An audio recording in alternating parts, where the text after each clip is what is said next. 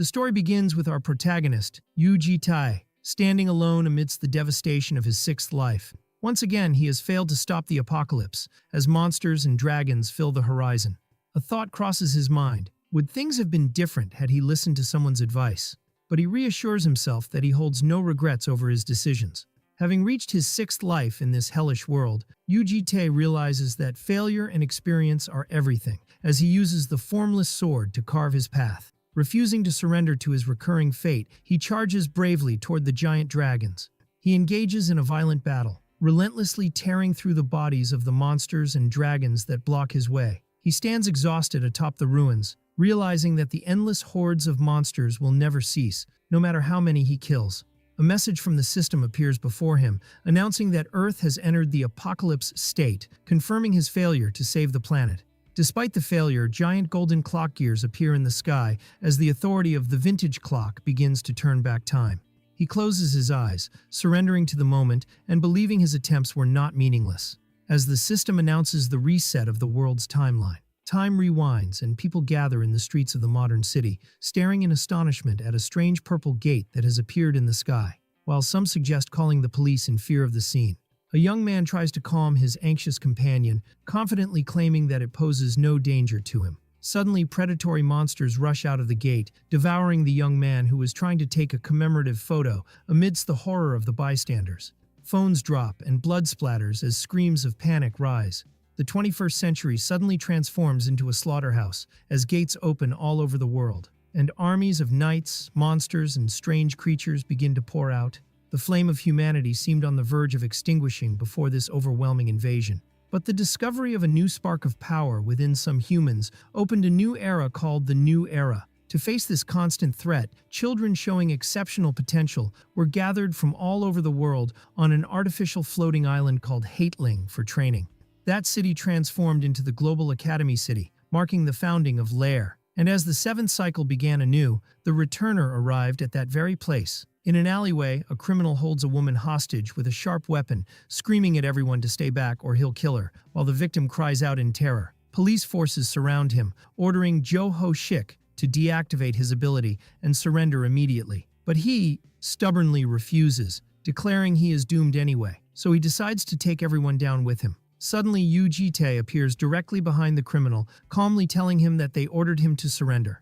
The criminal is stunned, having felt no presence behind him, wondering when this person arrived. He attacks violently, asking if Yuji Tai is also a cop. Yuji Tai gracefully dodges the attack, then delivers a powerful blow, declaring that he isn't just a cop, he is the police. The criminal slams into the ground with immense force and loses consciousness, while Yuji Tai mutters that he needs to control his strength. He looks at his hand, realizing he forgot about strength control in his role as Officer Yuji Tai of the Lair District Police Station.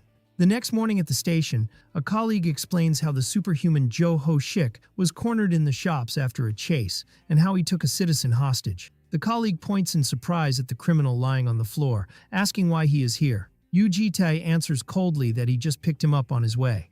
A policewoman tries to ask for the incident report but hesitates, shyly thanking him instead, noting privately that Yuji Tai looks different, more handsome and taller than she remembers. Another officer approaches enthusiastically, confirming he heard about Jo Ho Shik's capture, but then anxiously scolds him for beating the criminal too harshly, fearing complaints. Yuji Tai appears indifferent.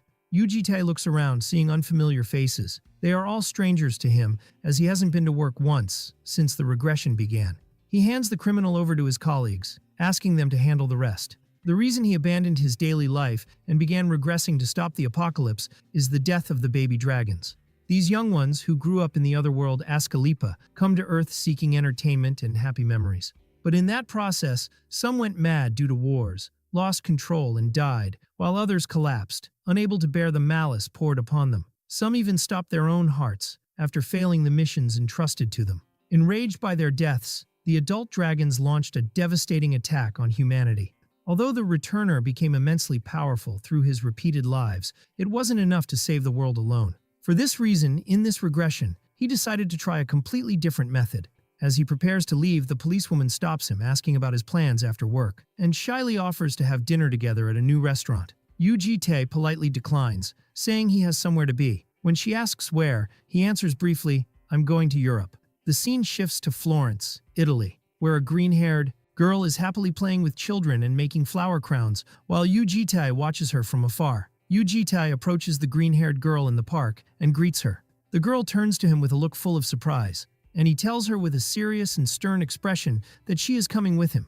The girl activates the Fallen Babble ability to understand languages and returns his greeting hesitantly. She asks why he is looking for her, and he answers curtly that he has business with her. He then asks if she knows who she is, and he confirms that he does. He asks if she knows who he is. She clearly pronounces his name, Yu Jitai, and smiles innocently, asking if her answer is correct. Yu Jitai's expression shifts to suspicion, asking sharply how she knows his name. She points to the ID card on his clothes. He quickly realizes his name is clearly written on it. The girl laughs nervously, trying to salvage the situation, claiming she was joking and knows nothing about him or his work. She corrects herself, saying she realizes only one thing, that he possesses immense power and is someone who doesn't belong here at all. Yujite falls silent for a moment. She asks if he came to kill her, but he denies it. She asks anxiously if it's a kidnapping, and he replies that it's something similar.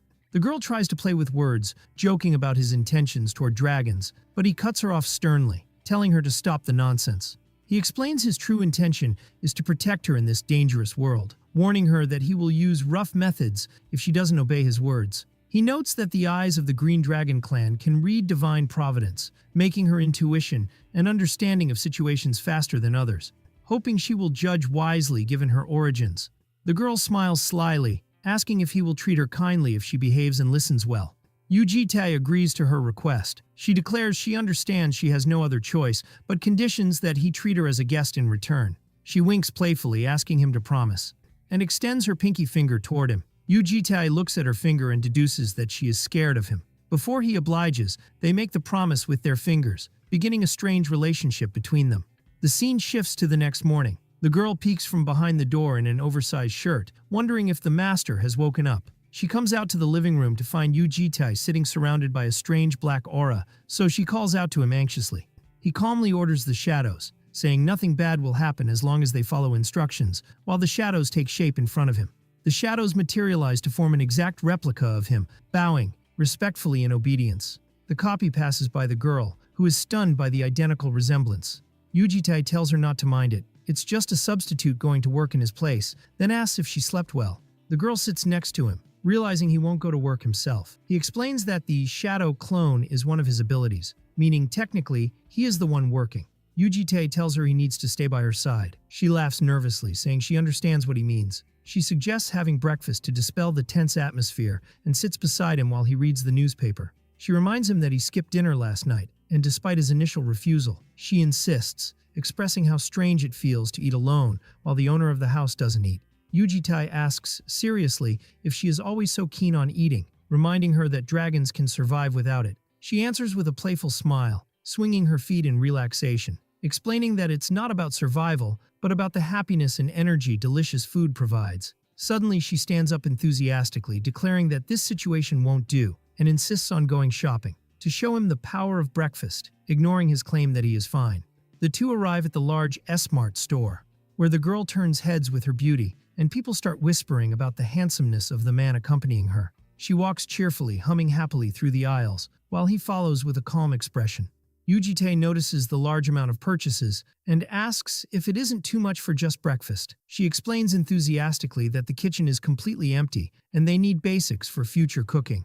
The girl wants to return to cook immediately, but Yujite decides to drop the items at home and then go out to eat. He suddenly stops her, saying there is another place they must go as well, which surprises her. She looks a bit disappointed because she was enjoying the shopping, but he insists, explaining that it is too late for breakfast and there are essential things she needs to live here. He tells her they must hurry because they have a lot to do, which puzzles her. They arrive at a suspicious place, and the girl looks around inquiringly. An old man with a robotic eye appears, laughing slyly and asking Yujite if this young lady is his girlfriend. Yujite replies with a cold threat, telling him to shut his mouth and do his job if he doesn't want to lose his other eye. A short while later, the girl comes out holding an official ID card, expressing her sheer amazement at owning an ID for the first time. Yujite is surprised by her talk, asking how she lived on Earth all this time without an identity or bank account. The girl examines the card and notices her name has become Yu Bomb, asking why he chose the name Bomb after giving her his family name. Yujite points to the shop sign reading 4 Seasons, explaining that the name is inspired by the seasons. Since there are 4 dragons, he chose the name Bomb, Spring, for her. The girl smiles with overwhelming happiness, expressing her admiration for the name, thinking that spring is the season of life, and tells him her name is very beautiful. As they walk, she honestly admits that she is no longer afraid of him. Despite her words, her eyes and dragon constitution still see the dark aura surrounding him, warning her of his extreme danger. However, she tells him with a smile that she doesn't think he is a bad person. He asks seriously if she can determine that after just one day. She answers confidently, walking ahead of him, that her intuition is better than anyone else's because she belongs to the Green Dragon clan. Bomb asks with a bright smile if she can stay and watch him for a little longer. Yujite notices that sincere smile, which he hadn't seen from the Green Dragon in any of his previous regressions, and Bomb invites him to go have dinner and set the table. As they walk, he thinks to himself that this beginning isn't bad at all. The scene shifts to a barren land in the African continent under the moonlight, where a red-haired girl stands over her defeated opponent, mocking his claim of strength despite his quick fall before her.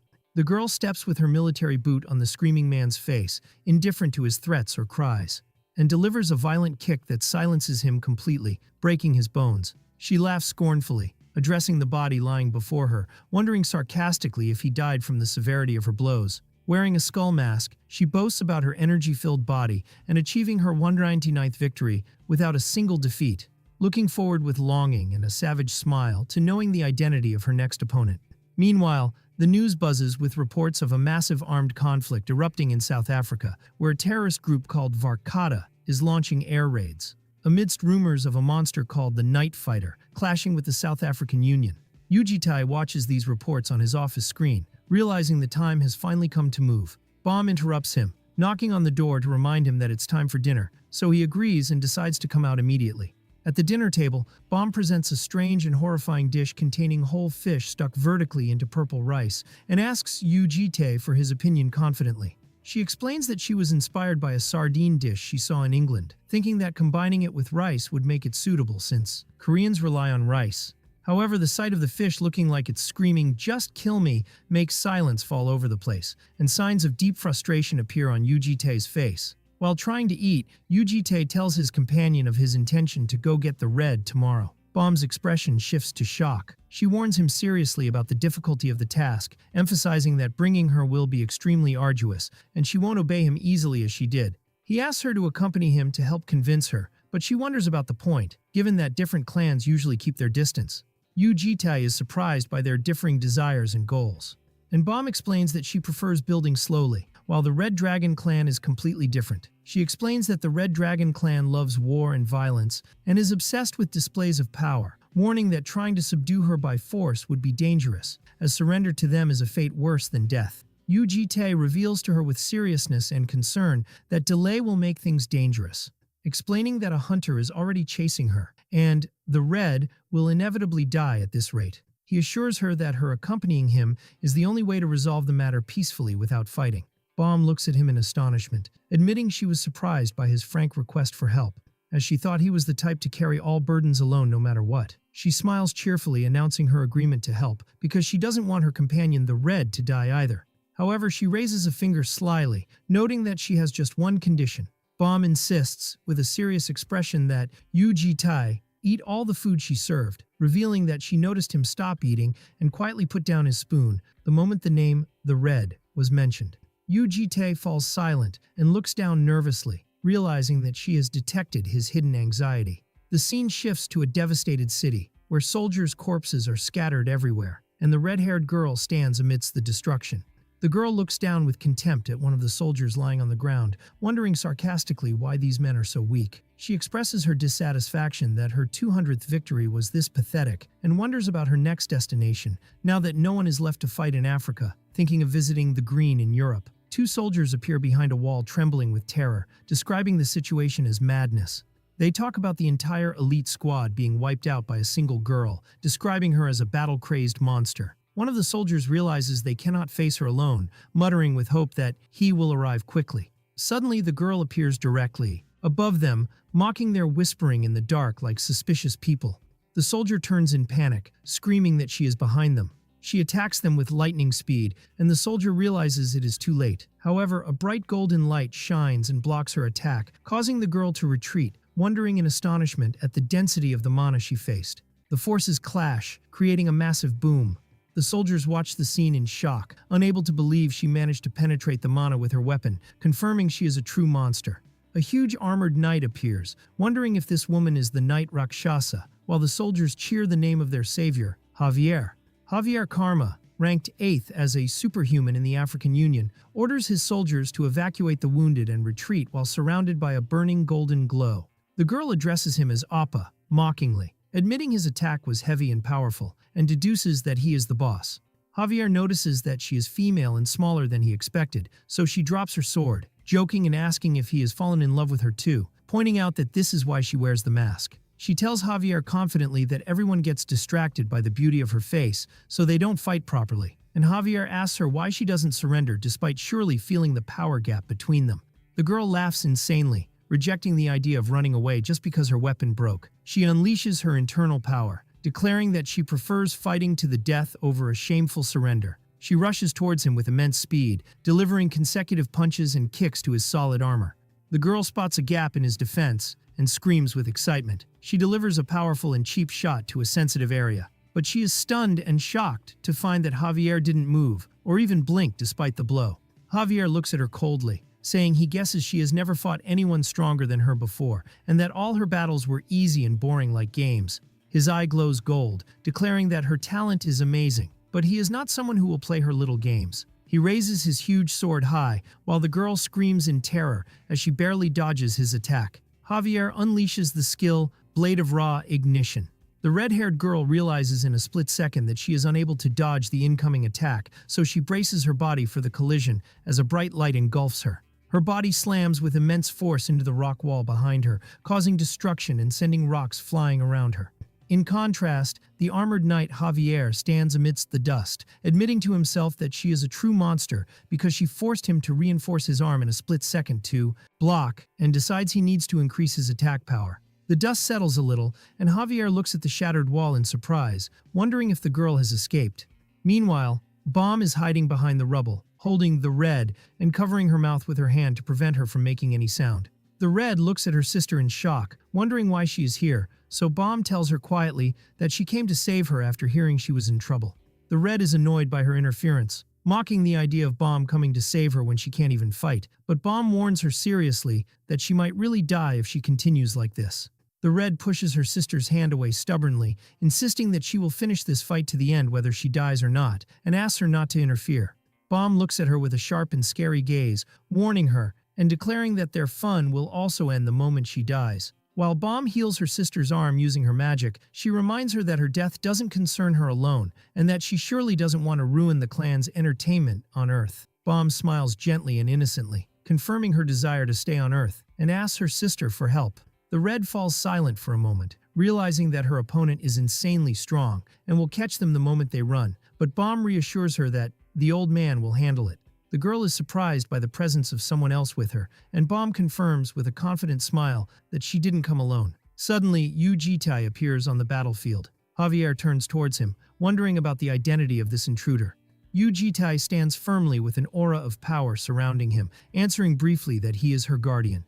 Javier mocks the answer, pointing out that Yu Jitai's actions and appearance don't suggest he is someone who needs protection, while Yu Jitai looks at him coldly. The Red peeks her head out from behind the wall, asking if this is the man her sister spoke about, so Bomb orders her to hide because the situation is dangerous. Yu Jitei tries to calm the situation, telling the knight that things are complicated and suggesting they stop here. Javier refuses the proposal angrily, considering that the girl has crossed the line and her actions cannot be overlooked, to which Yu Jitai replies that she hasn't killed anyone. The knight's anger flares, warning Yu Jitai not to play with words with him. Yu Jitai tries to negotiate again, promising that the girl will not appear here again, and asking him if he can let the matter pass quietly. Javier flies into a rage, refusing to back down quietly, and declaring that this area is under the jurisdiction of the African Union while charging his sword with immense energy. He announces that as a Union investigator, he will arrest Yu Jitai and the girl he claims guardianship over, activating his combat ability. He lets out a resounding scream and brings down his sword, radiating destructive golden energy towards Yu Jitai. The attack causes an explosion and rising smoke, and Javier addresses his opponent amidst the dust. saying that if he is truly the guardian of that monster, he won't die from an attack like this. Yuji-tai appears behind him without a scratch, surrounded by a dark aura, and mutters with boredom, "How tiring." He whispers scornfully that he is not flexible at all for someone ranked 8th among superhumans. Javier is struck with terror, wondering when this man arrived behind him. And before the knight can unleash the Blade of Ra skill, Yuji-tai breaches his defenses in the blink of an eye, delivering a blow that cuts off the hand holding the sword. Yuji-tai approaches Javier slowly, whispering coldly for him to listen well, because this is the worst day of his life. He explains to him that as an investigator he tried to arrest that girl, but unfortunately for him, he encountered an unknown monster. And due to his bad luck, he failed to block the first blow, leading to the loss of his arms and eyes, and the escape of the monster and the girl together. Javier screams, begging him to wait, but Yuji-tai continues his harsh words, assuring him that he will forget this truth soon. Yuji-tai cuts off the knight's other arm and eyes with a single bloody strike, noting to himself that the healing-type superhumans in the Union can restore his limbs as long as he remains alive. Yuji-tai instills terror in his opponent's heart, believing that fear engraved in the mind lasts forever, which is his preferred method of control. He assures himself that even the violent young dragon calling itself the Night Fighter is no exception to this rule. The Red looks at the scene in horror and astonishment, asking Bomb what that monster is. Bomb answers calmly that he is not a monster but a human, to which the Red mocks, saying she would be a lizard if that creature were human. Yuji-tai turns to them, addressing the Red as Red Dragon, and informs her sternly that from now on she will live in his house and under his protection. He promises to grant her freedom within reason and provide support if she needs it. But he suddenly changes his tone, and his features darken as he threatens her with dire consequences if she crosses his boundaries. The Red trembles in fear, and Bomb tries to calm the situation, promising to explain the details later. The Red screams, wondering why he acts so scary, while Bomb winks at him playfully. Yuji-tai gives her the name Yu-Yo Reum, Summer, and orders her to remember it, then leaves the place, leaving the two girls to follow him. Bomb whispers to her companion jokingly that she has grown since their last meeting, to which the Red replies with annoyance that she is not in the mood for jokes. Yuji-tai's shadow announces the mission is complete. The scene shifts at the same time to the Amazon rainforest, where the real Yuji-tai sits with a beautiful blonde girl. He ends his connection with his shadow copy, muttering, "Good job." He reflects that sending Bomb was the right decision because the Red is a wild child and he wouldn't have convinced her easily on his own. The blonde girl interrupts him curiously, asking who he was talking to. She laughs cheerfully, pointing at his smartwatch, wondering if he usually talks to himself, while her title, The Golden Dragon, appears. This girl, who naturally loves attention, lived 3 lives shining like a star. But the irony is that her most brilliant life was the one where she caused the greatest disasters. Attention and admiration are dazzling but toxic, which is why she chose to live in this remote place, even though she came for the game. The girl approaches Yuji-tai with intense fascination, expressing her admiration for the floating screen and picture quality. She dances around him happily, noting that the previous person she saw didn't own anything like this. Yuji-tai asks her seriously why she is in a place like this. He tells her that if she came for the game, she should have lived among humans, not in a forest full of monsters and insects. The girl is surprised he knows about the game, so he tells her that he knows from the Green Dragon. Yuji-tai asks the blonde girl, the Golden Dragon, if she is afraid of humans. The girl hesitates a little before admitting nervously that she isn't exactly terrified, but her previous experience living among them was bad. She explains that some looked at her strangely, while others chased her constantly, which made it scary for her. The two fall silent for a moment as she recalls those uncomfortable memories. Yuji-tai breaks the silence by asking her if she likes bread, to which she replies in surprise that dragons don't need to eat. But he uses the shallow abyss ability to take out a bag emitting a delicious smell, which astonishes her. She approaches curiously to smell it, realizing with amazement that it is real fresh bread. Yuji-tai confirms this, while her eyes widen in fascination at the golden pastries. She drools seeing the donuts, berry tarts, and egg tarts, asking in shock why he brought such a large quantity. Yuji-tai seizes the opportunity to invite her to accompany him instead of staying in this desolate forest. He reassures her that her friends are there, and the place is safe, advising her to enjoy her game, like the other dragons. The girl hesitates while wiping her drool, remembering her mother's warning not to follow strangers. Yuji-tai turns his back coldly, telling her that he will buy her macarons. Her resistance collapses immediately, ignoring all warnings. The scene shifts to the city where the Red stands on the balcony amidst falling leaves, with signs of annoyance on her face. She remembers her previous meeting with Yu Jitai, muttering something with irritation. Bomb stands inside the apartment, watching the red from within. Yu Jitai enters the apartment with the barefoot blonde girl, who tells him enthusiastically that she only followed him because the sausage bread was much tastier than the finest sausages in their world. Ascalipa. She takes a bite of a macaron, her eyes shining brightly. She describes the taste as a taste of heaven due to the crunchy exterior and soft interior. Bomb welcomes Yu Jitai back, and the blonde responds with a full mouth. Suddenly, the blonde screams with extreme excitement upon seeing Bomb. She hugs her tightly and affectionately, expressing how much she missed her, and comments that the girl has become even more beautiful since their last meeting. The girl asks curiously if she lives here alone with the mister, so Bomb explains that she hasn't been here long either, and points out the presence of the red nearby. Meanwhile, Yu Jitai stands in front of his shadow copy that returned from the mission, thanking it for the hard work before ordering it to return. The red peeks from the balcony door with an angry expression, and Yu Jitai exchanges silent glances with her before she looks away. The blonde spots her and shouts her name loudly and cheerfully.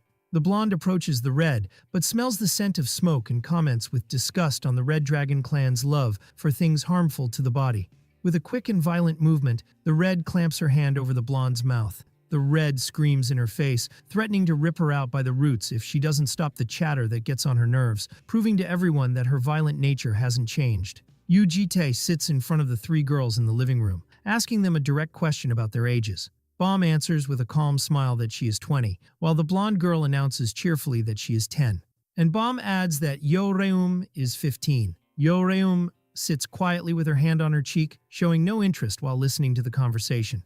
The blonde objects enthusiastically, explaining that dragons grow faster than humans, and boasts about her body, saying there is no need to treat her like a child. Yo-reum comments that the blonde does have something to be proud of. The blonde changes the subject curiously, asking Yo-reum about her name, and if it is a pseudonym, to which Yo-reum replies indifferently that she knows nothing about that. Bomb intervenes to explain shyly that the master is the one who gave her that name, and that her name has become Bomb. The blonde is stunned, disapproving of how he could give them names when they haven't undergone the coming-of-age ceremony yet, considering names to be something precious, not simply given. The blonde quickly deduces that since the names are linked to the seasons, her role would be Gayul, autumn, and Yu Jitai confirms this, announcing that her name from now on is Yu Gayul. Yu Jitai suddenly points to the necklace Gayul is wearing, telling her that when that little one is born, she must name it Gyul, winter, which shocks her severely. He explains to her that he knows the necklace is actually a polymorphed blue dragon egg and advises her to take good care of it because it will hatch soon. Gayul is dazzled by his vast knowledge despite being a human and asks him curiously how he knew all that, but he cuts her off saying she doesn't need to know the reason. Yu Jitai returns to his serious expression, addressing everyone that there is only one rule to follow from now on. He tells them to enjoy the entertainment of life on Earth, but on the condition that they do not step outside the fence he has set, explaining that this means not disappearing from his sight. Yo-reum grumbles about this condition, calling him a dictator. The three girls sit together on the sofa in awkward silence, so Yo-reum asks them sharply if they have a problem. The girls implicitly agree that playing nearby will be enough and acceptable. Bomb enthusiastically suggests going out for a bit to get ID cards and buy some necessities, since they will be living here. Gayul gets excited about the idea, while Yo-reum wonders sarcastically about money, joking that stealing from people sounds fun. Yu Jitai gives Bomb a luxurious black card, reassuring everyone not to worry about money and to go enjoy themselves. Bomb thanks Yu Jitai and asks him about the spending limit allowed for them.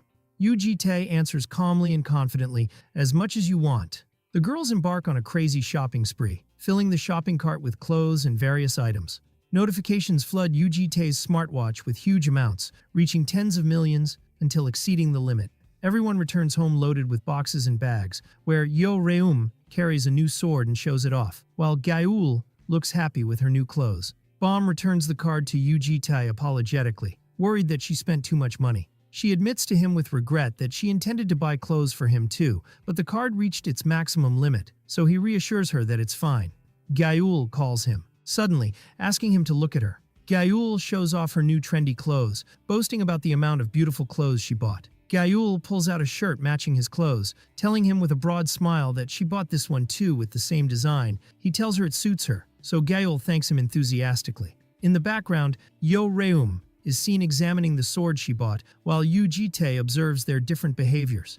Yo Reum proudly shows off her new sword, noting that it's a good replacement for her broken one, and asks Yu Jitae for his opinion. He asks if she likes it, considering she bought a high-quality blade. She comments coldly that at least it isn't trash, while he and Bomb watch her in silence. Suddenly, Gael runs toward Yeo Reum holding bags of clothes, excitedly telling her she bought her some too, and asking her to try them on. But Yeo Reum angrily refuses, snapping that she isn't her big sister and doesn't need them. Bomb comments to Yu Jitae that Yeo Reum is bad at expressing her feelings but is surely grateful, to which Yu Jitae smiles, saying that's good to hear. Yu Jitae notices that Bomb is the only one who returned empty-handed and asks her about it. Bomb points to the kitchen table, where she has placed a small pot of rosemary. Bomb explains to Yu Jitae that raising plants gives a good feeling, and he asks what she means. She answers with a warm smile while holding the pot, saying that plants bloom and create memories that last forever. Then she suddenly remembers a question she had been meaning to ask. She asks if there is a way to fully enjoy the entertainment of life on Earth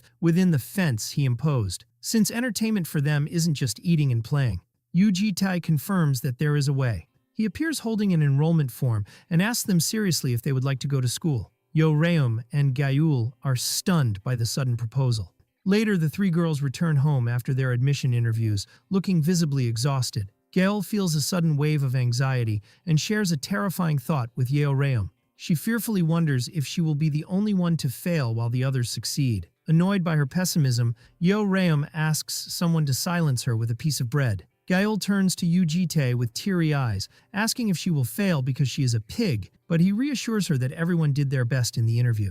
However, Gael surprises him with a dramatic breakdown, wailing that she thinks she failed. Yu Jitae carries her, while assuring her she won't fail, as Bomb asks him where he had gone.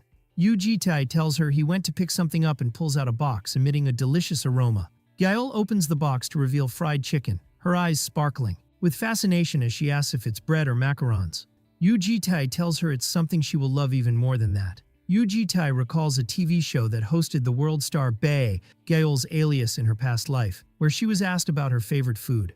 The host explains that the show features top chefs cooking the guests' favorite dishes live. Laughing, the host asks about her favorite food, amidst rumors that she lives on nothing but morning dew. Gael laughs, denying the rumor and confirming she is human too, before enthusiastically thinking about her favorite food. Fried chicken and soda appear on the table. The girls stare at the food with voracious appetites, and Yeo Reum mocks Gael, pointing out that she claimed it was her favorite food, yet looks like she's seeing it for the first time. Gael enthusiastically announces that she has decided to make it her favorite food starting now. Yeo Reum comments that it's just fried chicken, while Yu Jitae leaves the room, letting them enjoy the aroma. Bomb stops him, asking if he will eat with them, but he gently refuses, telling them to go ahead. But Bomb blushes and insists with a cute pout, asking him to join them. Yu Jitae receives a phone call from the Lair administration office while standing on the balcony. The caller confirms his identity as the student's guardian, mentioning a problem regarding the recent interview.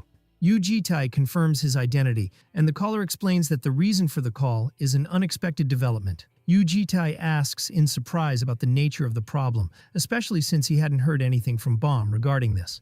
The caller reveals the surprise. The student Yu Bomb received a perfect score in the candidate selection interview.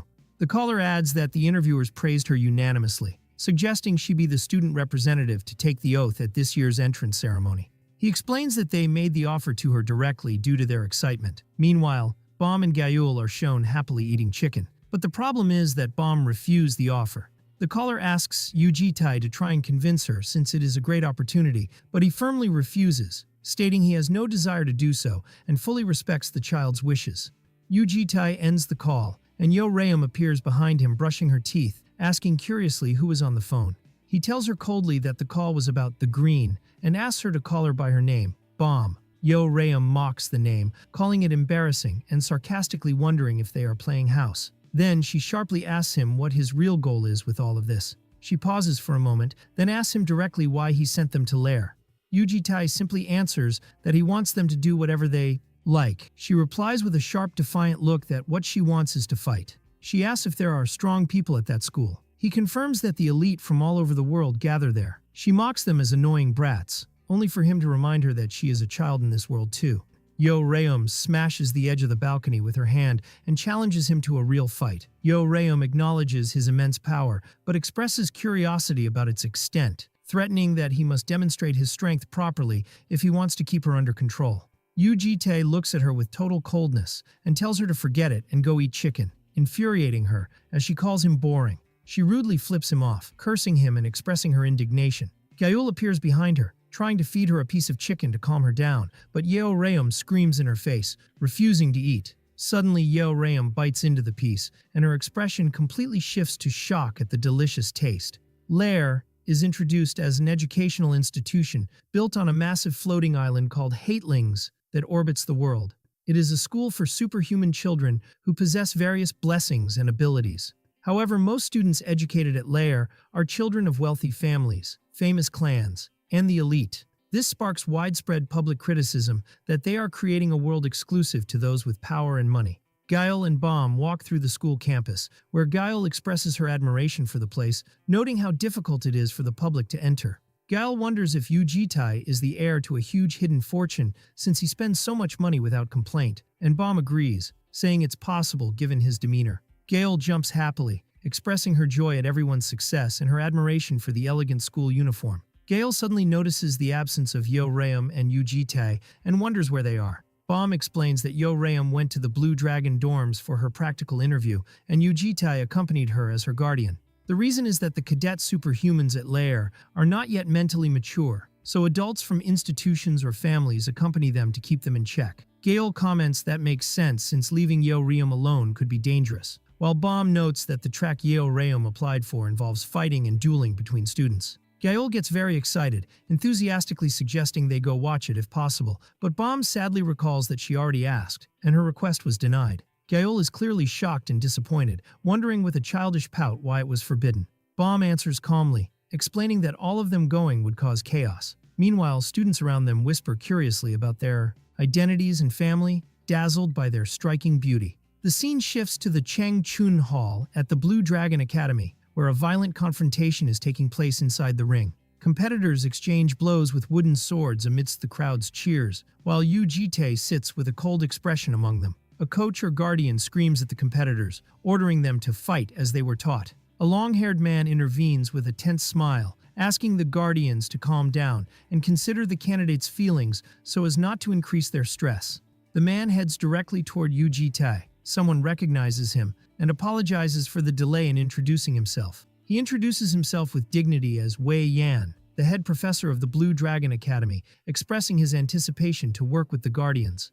Other Guardians show great admiration for his character and kindness, while Yu Jitae remains silent. The attendees whisper, noting that he isn't just a wealthy and powerful figure, but also a war hero. The announcer's voice booms, announcing the entry of number 124 and number 7, causing Yu Jitae to narrow his eyes in focus. Yo Reum enters the ring holding her wooden sword, muttering to herself in boredom, hoping this match won't be dull. She glares at her blonde opponent, swearing she will really run away from home if the fight isn't fun. The audience enthusiastically wonders who will win, Sofia Volkova or the red-haired girl. The attendees are divided in their opinions. One remarks that the red-haired girl is his type, while his friend scolds him, insisting the question is about the winner, not attraction.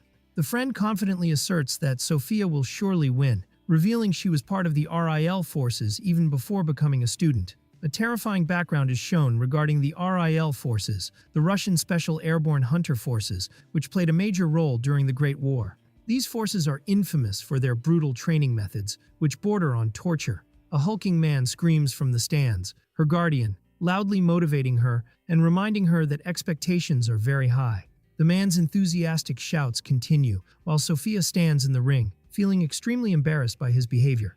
Yo Reum notices the situation and comments sarcastically that her father seems to be in a panic. Yo Reum continues provoking her opponent, suggesting she withdraw and run to her father's arms, calling her daddy's girl, with stinging sarcasm. Sophia's expression suddenly shifts to complete seriousness, issuing a cold warning to her opponent to shut her mouth. Sophia's eyes widen in anger as she threatens Yo Reum that she won't leave alive if she keeps talking. Yo Reum smiles a savage, crazy smile, challenging her to try her luck just once. The audience notices the murderous look in the competitor's eyes, commenting that it's expected from someone in the RIL, but they also admit the red-haired girl looks tough and strong. Yu-Jitae in the stands, and the two girls in the ring adopt a posture of readiness and anticipation. The starting bell rings, and Sophia rushes at Yeoreum with immense speed. The girls clash violently. Yeoreum manages to block the attack skillfully, commenting with a sly smile that her opponent's speed isn't bad. With a lightning-fast move, Yeoreum launches a sweeping counterattack with her stick, screaming enthusiastically to let her opponent taste her strike. Sophia rushes in with a sudden fast attack, which Yeoreum blocks with difficulty. But Sophia's foot manages to tear Yeoreum's shirt. Yeoreum screams with anger and intense dismay upon seeing her new clothes torn. She scolds her opponent sharply, noting she hasn't owned this outfit long enough for it to be ruined like this. But Sophia pursues her with violent close-quarters attacks, forcing her to retreat. The fight rages on as the girls exchange attacks and blocks with amazing speed and force, echoing through the hall. Sophia aims a low kick, but Yeoreum jumps high to gracefully dodge it, pushing off the ring's iron fence with her foot. Yeoreum descends from above, aiming a crushing blow with her sword at her opponent's head. Sophia raises both hands to block the violent attack coming from above. But the immense force of the blow makes her arms tremble, and she mutters in pain under the intense pressure.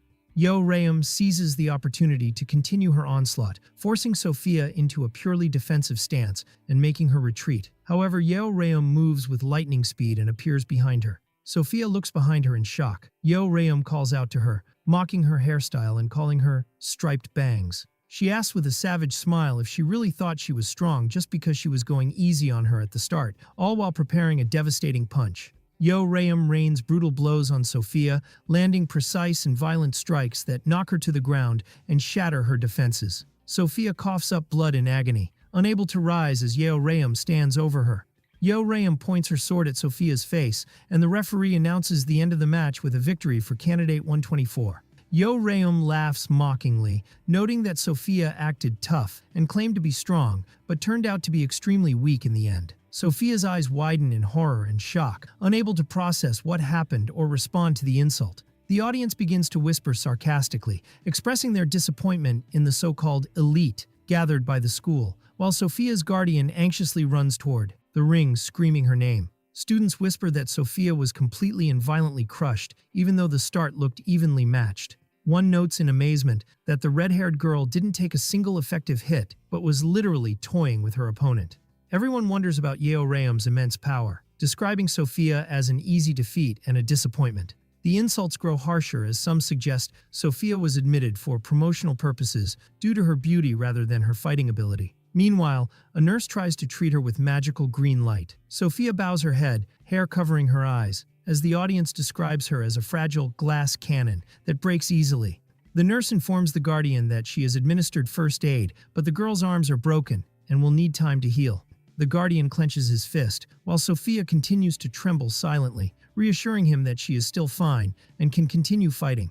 Her guardian tries to comfort her with a sad smile, saying she did her best and her current strength just wasn't enough to defeat that girl. He assures her he isn't disappointed and that facing a strong opponent now might be a blessing in disguise. He continues his philosophical speech with a reassuring smile about how the experience of defeat makes people stronger in the future.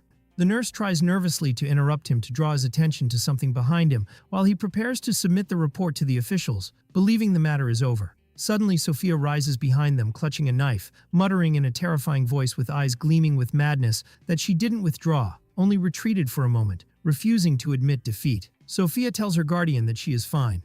Yeoreum starts to leave the ring, believing the duel is over, when Sophia asks sarcastically where she thinks she is going, as it isn't over yet. Sophia rushes madly, attempting to stab Yeoreum with the real knife she took from her guardian. Yu-Jitae watches the scene from the stands with a dark gaze and utter silence, not moving a muscle. Anger ignites in Yeoreum's eyes as she looks at her opponent, muttering angry curses. Sophia screams at the top of her lungs as she attacks fiercely, declaring her intention to kill that girl. The audience and professors are panic-stricken as the match turns into a bloodbath, while Yu-Jitae remains seated with eerie calm. Sophia forcefully pushes Yeoreum out of the ring, and they fall to the ground. Yeoreum pulls the knife from her body, realizing her opponent wants to fight to the death, and decides to oblige her. Sophia's eyes widen with madness as she screams at her to die, launching a sweeping attack. Yeoreum tries to defend herself, but Sophia's speed and rage give her the upper hand at first. However, she manages to dodge the attack at the last moment. Yo-Rayum grabs Sophia's hair with violent force, making the latter scream in pain.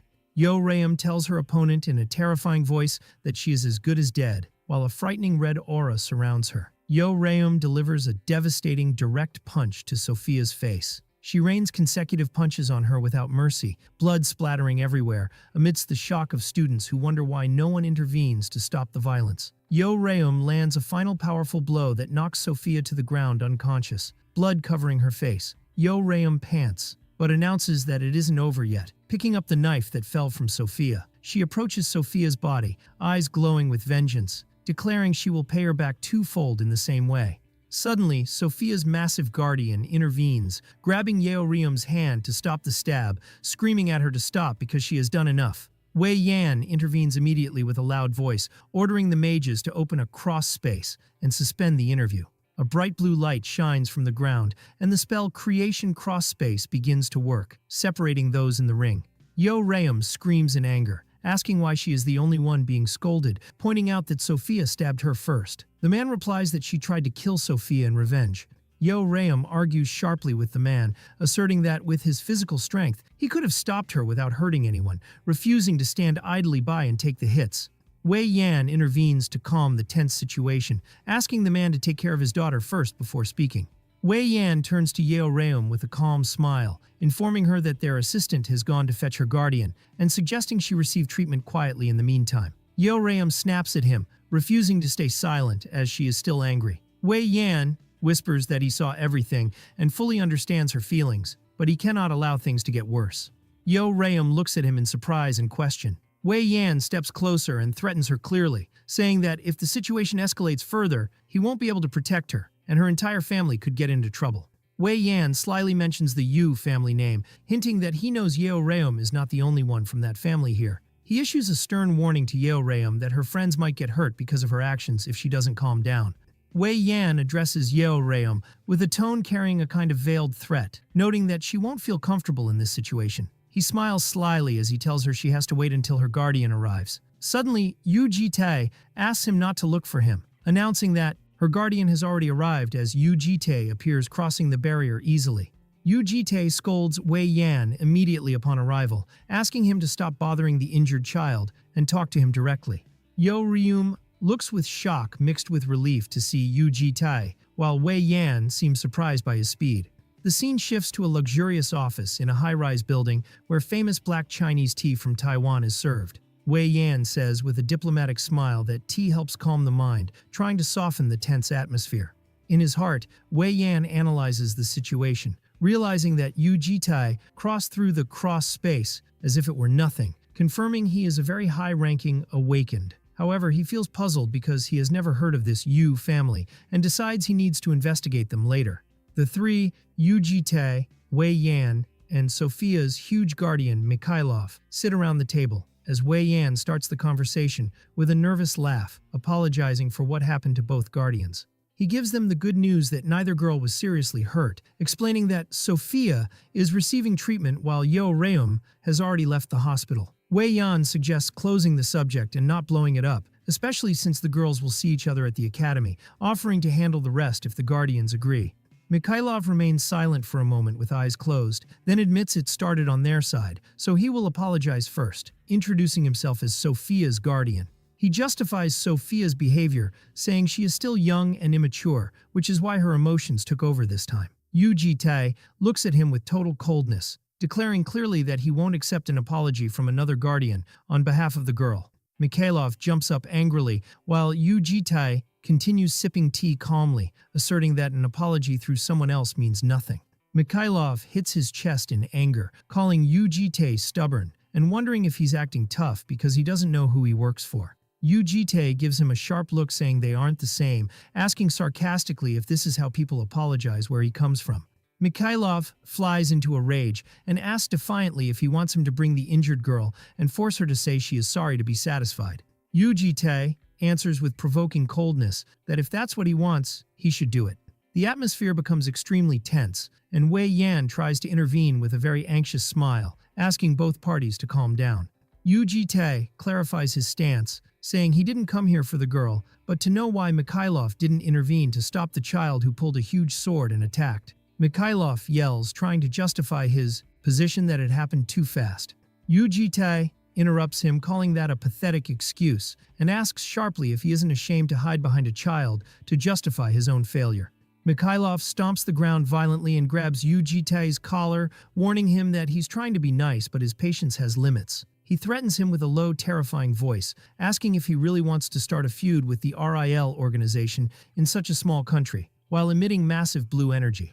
Mikhailov continues his threat, mocking the unknown Yu family that speaks so arrogantly. Suddenly, Mikhailov notices something that makes him freeze, while Yu Jitai comments calmly that his greatsword was very sharp, and one wrong move would have led to a bad result.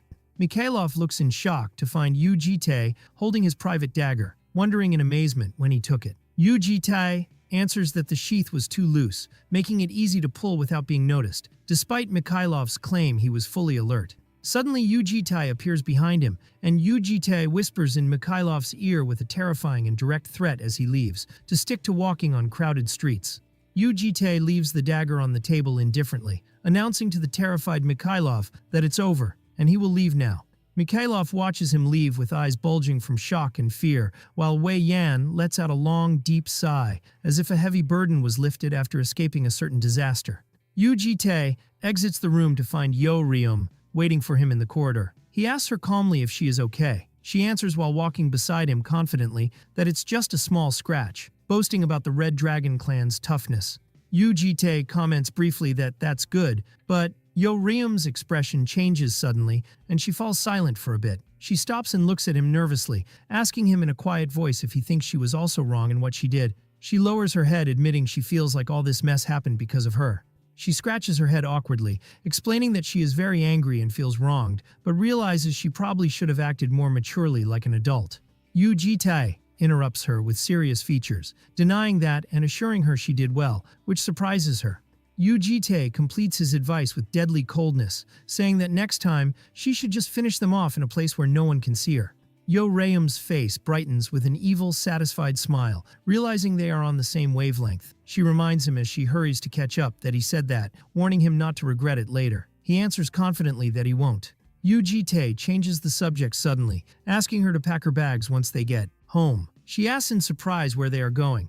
He tells her they are moving to live in Lair, Academy dorms, and Yo Ryum remembers sarcastically how Gaiul, the yellow chick, was chirping with happiness at this news. Suddenly a voice calls out, "Guardian Yu Jitai," stopping them, and the two turn around. Wei Yan appears behind them with a friendly smile, asking to speak with them for a moment. Yu Jitai tells him coldly he thought their talk was over, but Wei Yan insists, explaining he has something he strongly wishes to say, and it concerns the student Yo Ryum, too.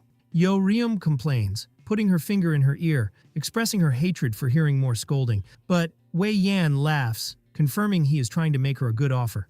Wei Yan drops the surprise, asking Yo Ryum if she would like to become the freshman representative at the Blue Dragon Academy. He paints a bright future for her, explaining she would literally become the face of the academy, receive a huge scholarship and rare artifacts, in addition to media exposure. Yu Jitai questions the matter, asking the professor if he has the authority to make such a sudden offer alone, but Wei Yan reassures him. Wei Yan reveals confidently that he is very close to the vice principal, Manam Jun, causing Yu Jitai's expression to freeze and darken suddenly. Wei Yan asks Yu Jitai to think about it carefully, confirming such a chance won't come again. At that moment, Yu Jitai realizes the real reason behind Wei Yan's closeness to vice principal Manam Jun. Both are demons, Majin. The concept of demons, Majin, is explained humans who accepted the abyss, unlike superhumans who received divine protection. These demons are characterized by a blind desire for rage, killing intent, and a lust to destroy humans. Because of these demons, the world faced a great threat, and Yu Jitai lost very precious things because of them in his first and second lives. That is why, when Wei Yan first appeared before him, Yu Jitai imagined beating him to death countless times, but he endured and was patient time after time. Yu Jitai looks at Wei Yan with a mysterious gaze, deciding internally that this man must carry more burdens before he dies, then answers aloud that he understands what he is saying. Yu Jitai assures Wei Yan that the opinion of the person concerned is most important, noting he is just a guardian in the end. Wei Yan agrees with a confident laugh, confirming everything ultimately depends on the student's choice. He addresses Yo Ryum directly, telling her there are many changes coming to the Blue Dragon Academy, and expressing his strong desire for her to lead them as the student representative at the year-end event. Wei Yan holds Yo Ryum's hand with a look full of expectation, asking her to help him draw the future together. But Yo Ryum shocks him with a decisive and direct refusal, saying with a stone-faced expression that she doesn't want to. Wei Yan is stunned and asks if he heard wrong, so she confirms coldly that he heard perfectly correctly. Yo Ryum turns to Yu Ji-tae, suggesting they go home to pack. So Wei Yan asks with suppressed anger why she came to the interview in the first place if she was going to refuse. Yo Ryum answers indifferently that she was lying in her room, felt bored, so decided to come to pick a fight and entertain herself. Veins of anger appear clearly on Wei Yan's face as he tries to control his temper before this provoking answer.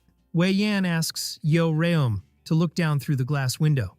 A large crowd of journalists and reporters appears gathered below. Wei Yan explains slyly that these are reporters from different countries who came to hear his opinion alone regarding the stabbing incident today. He issues a direct threat that her life and future inside Lair depend on a single word that will come out of his mouth now, asking if she understands the situation. Yo Ryum turns her back on him, indifferent to his threat, and tells him simply that she won't do it, then bids him farewell and leaves. Wei Yan glares at her with a hateful dark look as she walks away, wishing in a low voice that she doesn't regret this decision. Yo Ryum exits the building and is soon spotted and recognized by someone present. Journalists rush toward her like a torrent, surrounding her with questions about the Sofia Volkova stabbing incident that happened 2 hours ago. Camera flashes blind her, and a reporter asks sharply if she has any comment on the incident. Another reporter holds up a recorder, pointing out the video has become the talk of the town in Korea, asking if she caused this chaos to attract attention, to revive her family name. Provocative questions continue about why she applied to the Blue Dragon Academy and what she intends to do there, while Yo Ryum looks extremely annoyed. Yu Ji-tae steps in to protect her, asking journalists to stop pressuring an injured child. But Yo Ryum interrupts him, saying she will answer since they want it so badly. Yo Ryum snatches the recorder from the shocked reporter's hand, repeating their question about what she will do there. Yo Ryum smiles a wide, terrifying smile at the cameras and tells them her desire. The scene suddenly shifts to a calm, beautiful atmosphere, where cherry blossoms fall in front of a luxurious residential building, their private dorm inside Lair. Gayul screams with overwhelming happiness, raising her hands in the air. The girls enter the massive living room, where Gayul expresses her amazement at the vast space, while Yo Ryum wonders if they will really live in this fancy place. Gayul takes off running toward the stairs, announcing the best room will be hers, so Yo Ryum chases her, screaming that the biggest room will be hers. Gayul opens a room door, and her eyes shine brightly with admiration. She finds a spacious bedroom with a huge bed and modern TV, bathed in warm sunlight from a large window. Gayul inspects her new room happily, thinking it isn't bad and she will make good use of it. Yo Ryum enters suddenly with a cigarette in her mouth, announcing that the balcony in this room is perfect for smoking, so this room is now hers. Gayul objects in shock, saying it's not fair because she chose it first, reminding her that Yo Ryum said she would take the large room and the one next door is bigger. Yo Ryum stares at her with a sharp look that makes Gayul retreat and agree fearfully to take the big room next door. Later, Bomb appears, carefully spraying water on the large blue egg, rubbing the egg, saying, "Hello, my little one." Yu Ji-tae asks her in surprise why she is spraying water, and she answers with a gentle smile, explaining this is like prenatal education because blue dragons love water. Yu Ji-tae watches the scene, while Bomb explains her philosophy on caring for the egg. It is explained that when a dragon egg is close to hatching, the polymorph spell, which made it a necklace, naturally cancels, returning it to its original size.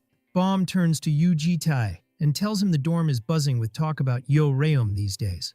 Yu Ji-tae shows a video on his device of the interview Yo Ryum gave and her bold scolding of the reporters, pointing out conflicting comments below the video, where some praise her courage and beauty while others mock her. Suddenly, Yo Ryum's comment with the word sex appears prominently, so Bomb covers the egg's ears quickly, making sure it didn't hear that.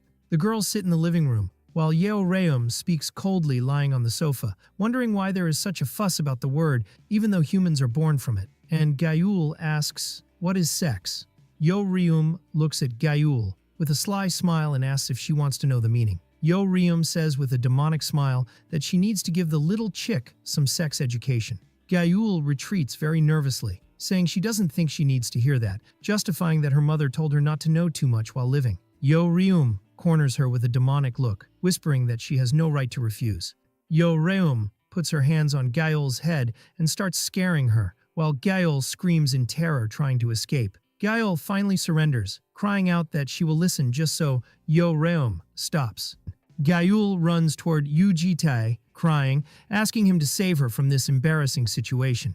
The scene shifts to the next morning, where Yo Ryum is still sleeping deeply in her room.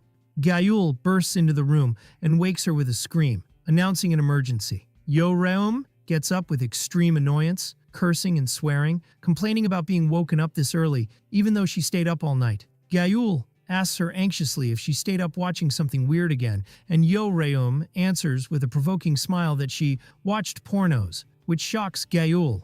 Gayul drags Yo Ryum behind her, forcing her downstairs quickly, saying this is no time for jokes, and Yo Ryum threatens death if it isn't important.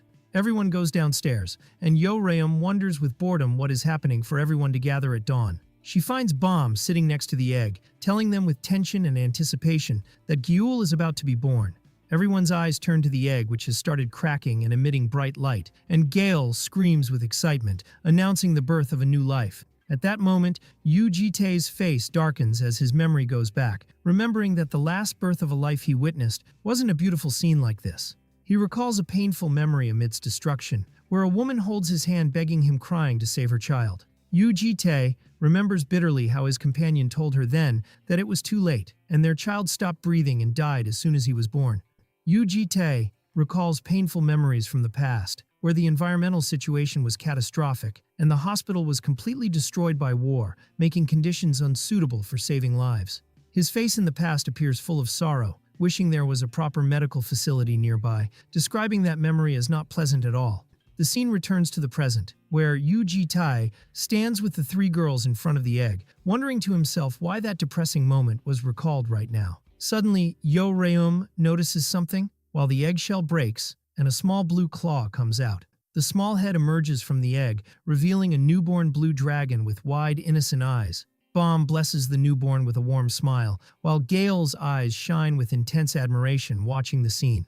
The little dragon rubs her eye cutely, and her name appears, Gyul, Winter. Bomb starts wiping her face and body with a towel. Yu Jitae asks Bomb if she learned that, and Bomb answers that her mother used to do that for her, although originally she used to lick her. Bomb offers Yu Jitae to hold the little one, but he refuses, quietly saying he is fine, so Gayul jumps in enthusiastically asking to hold her. Bomb hands her the little dragon carefully, warning her that her skin is still soft and she must be careful, so Gayul agrees happily. Gayul hugs Gayul very gently, closing her eyes and muttering that this feeling is very comforting and healing. Suddenly, Gayul's eye glints slyly, and she turns toward Yo Ryum, sitting on the sofa, asking if she wants to hold her too.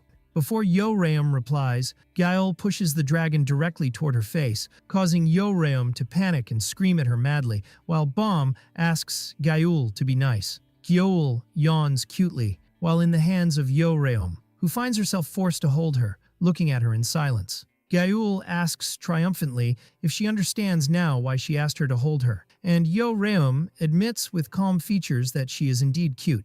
Then Yo Ryum turns suddenly toward Yu Jitae, saying everyone held her, and asks why he doesn't hold her too, and Gayul supports her, saying Gyul will be sad. Yu Jitae remains silent, so Yo Ryum smiles maliciously, provoking him, saying he's playing hard to get and acting noble and arrogant alone.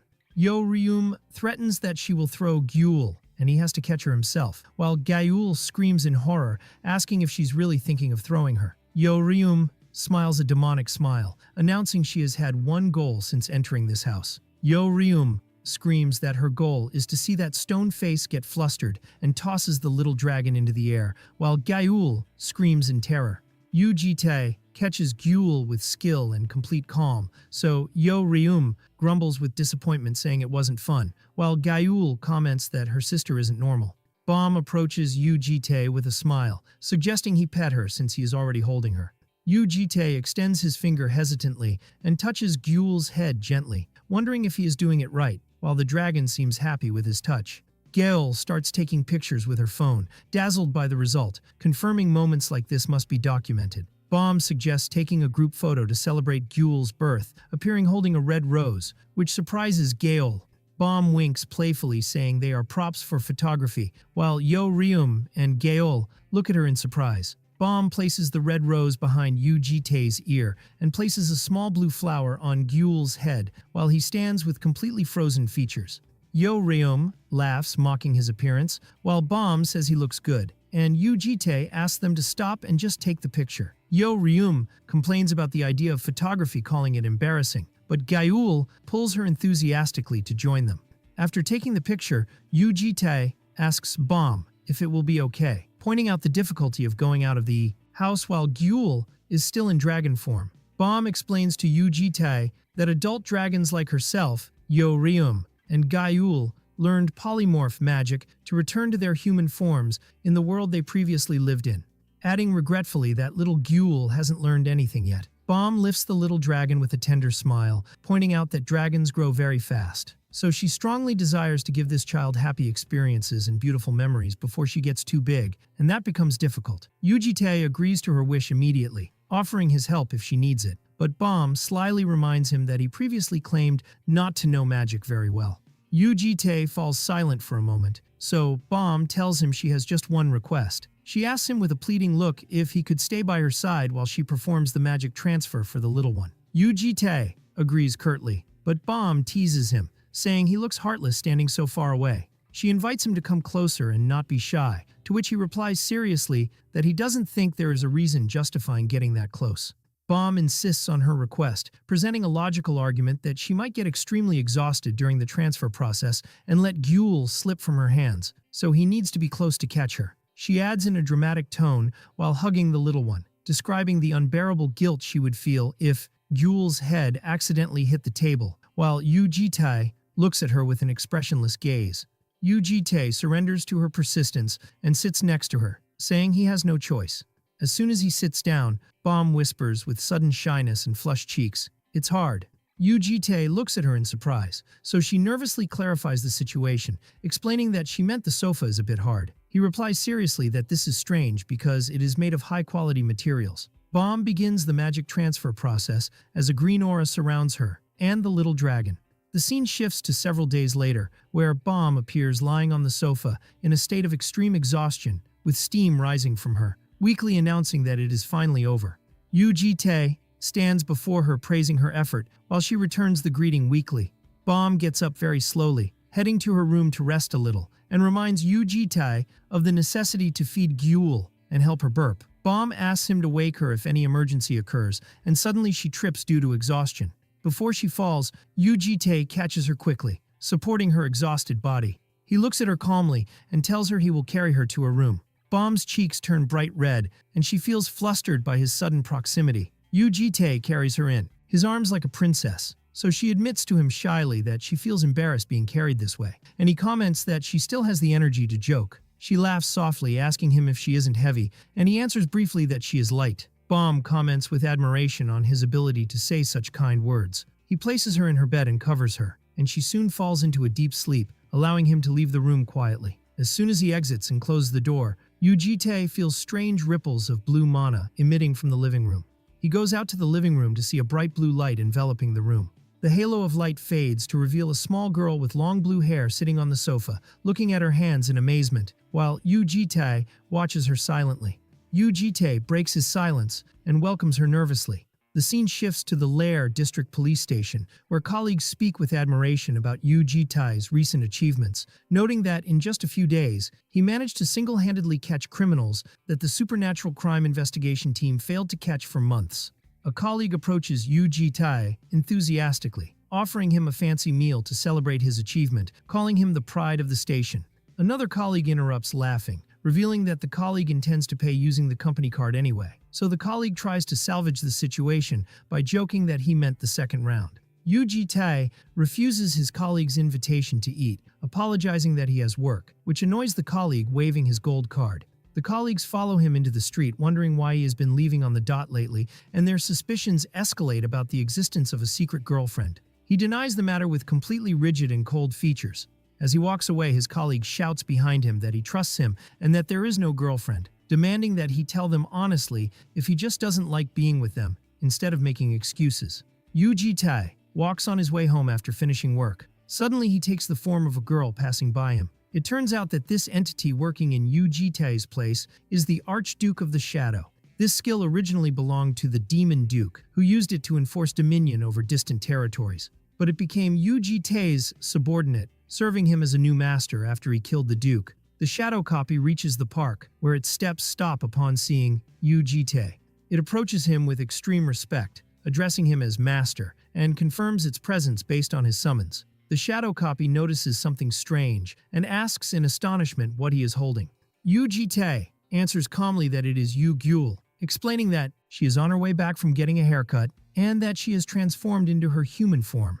A passing lady expresses admiration, noting that the child is very quiet in her father's arms, and comments with a smile that the two look good together. The shadow copy offers help, saying it can carry the child if Yuji Tai feels uncomfortable. Suddenly, Gyul glares at the shadow copy with a sharp and extremely hostile look, which causes the copy shock and confusion. Yuji Tai refuses its offer and places Gyul gently on the ground, pointing out that she is capable of walking on her own anyway, while the shadow copy looks at the little girl standing on her feet. The shadow copy wonders in surprise why he brought Gyul himself, asking him why Bom, Yoreum, or Gyul aren't at home to take care of her. Yuji Tai explains to it that Bom is currently bedridden and suffering from a fever due to the side effects of the magic transfer. As for the other two girls, Yuji Tai remembers the chaos they caused. Gyul was insisting enthusiastically on going shopping with her sister, while Yoreum was smoking and refusing to talk to anyone, which made him decide they aren't ready to bear responsibility yet. The shadow copy understands the situation. Then, Yuji Tai asks it seriously about the matter it wanted to talk to him about. Yuji Tai confronts it with a sharp look, asking it not to feign ignorance, and reminding it that he knows exactly what is going on in its mind because all its emotions and memories transfer to him clearly. The shadow copy lowers its gaze nervously, explaining that it isn't dissatisfied, but has some doubts about the nature of its current duties.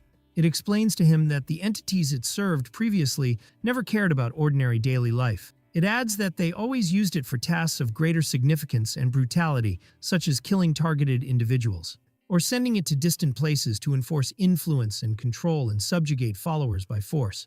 It expresses its confusion because its current master in this time cycle cares only about experiencing simple daily life, something difficult for an entity like itself, created for combat, to comprehend. The shadow copy apologizes immediately if its words seem disrespectful, but Yuji Tai reassures it calmly, acknowledging that it is a conscious being and it is natural for such thoughts to cross its mind. Yuji Tai promises it that a mission will be assigned to it soon, but orders it to act normally in its job until that time comes. Before he leaves, he tells it that its team at work seemed disappointed by its refusal of their invitation and orders it to go have a drink with them, hinting that it will part ways with them soon anyway. The shadow copy bows with obedience and respect, answering in the affirmative, and leaves to execute his order. Yuji Tai looks at the scene before him, seeing a mother and daughter smiling happily, while the child cheers that her mother is the best for getting what she wanted. He notices Gyul's fixed gaze toward the child and the doll, and realizes deep down that she might have wanted that badly, thinking that if he had known, he would have bought her one earlier. Gyul continues staring silently, making him feel her unspoken desire. Yuji Tai asks her directly if she wants a doll, and her eyes widen in surprise. He extends his hand into the air to open a dark dimensional slit. He pulls a blue teddy bear from the void and presents it to her, saying it is a little different from the one she saw. Gyul holds the bear, which is nearly her size, and her cheeks flush with shyness and happiness as she looks at it. Yuji Tai asks her if she likes the doll, but surprisingly, Gyul puts the bear on the ground and walks away from him with small steps, leaving Yuji Tai standing in bewilderment. Yuji Tai picks her up in his arms, thinking she might not be satisfied, and tells her he doesn't have any more left. Gyul reaches out her small hand, touches his cheek gently, and rests her head against his forehead. Yuji Tai is surprised by her sudden action, wondering to himself why this is happening. His memory goes back to Bom, sick due to the magic transfer, wondering if Gyul thinks transferring magical energy is a form of affection. These thoughts overlap with his grim memories, where images of wars, fighting, and bloodshed appear from his past life. He recalls scenes of the dragons and monsters he fought, which contrast completely with the current moment. Tae returns to reality, and his gaze meets Gyul's innocent look, bringing a calm smile to his face. Gyul smiles too, and they continue walking together. Tae holds her small hand, and they walk peacefully under the sunset light, while Gyul drags her new doll behind her. Tae stops suddenly, exhaling as if sensing someone approaching. He wonders if they have already arrived, while Gyul looks on questioningly. Gyul appears suddenly, waving enthusiastically and calling out to him. Gyul runs toward them and hugs Gyul tightly. Tae asks her where she was, and she explains she took a quick trip to the shopping district, conveying to him that Gyul finds him kind. Gyul is surprised by her sister's hug, while Gyul whispers to her slyly that she must be happy to receive a gift from the master. Tae asks her in amazement if she can read Gyul's thoughts. So Gyul explains that dragons can transfer emotions and thoughts, not just mana, through skin contact, noting that forehead contact is the most effective method. Tae remembers the moment Gyul touched his face and realizes she was trying to express her feelings that way, admitting to himself that he didn't know that. Gyul laughs, joking that there are things even he doesn't know.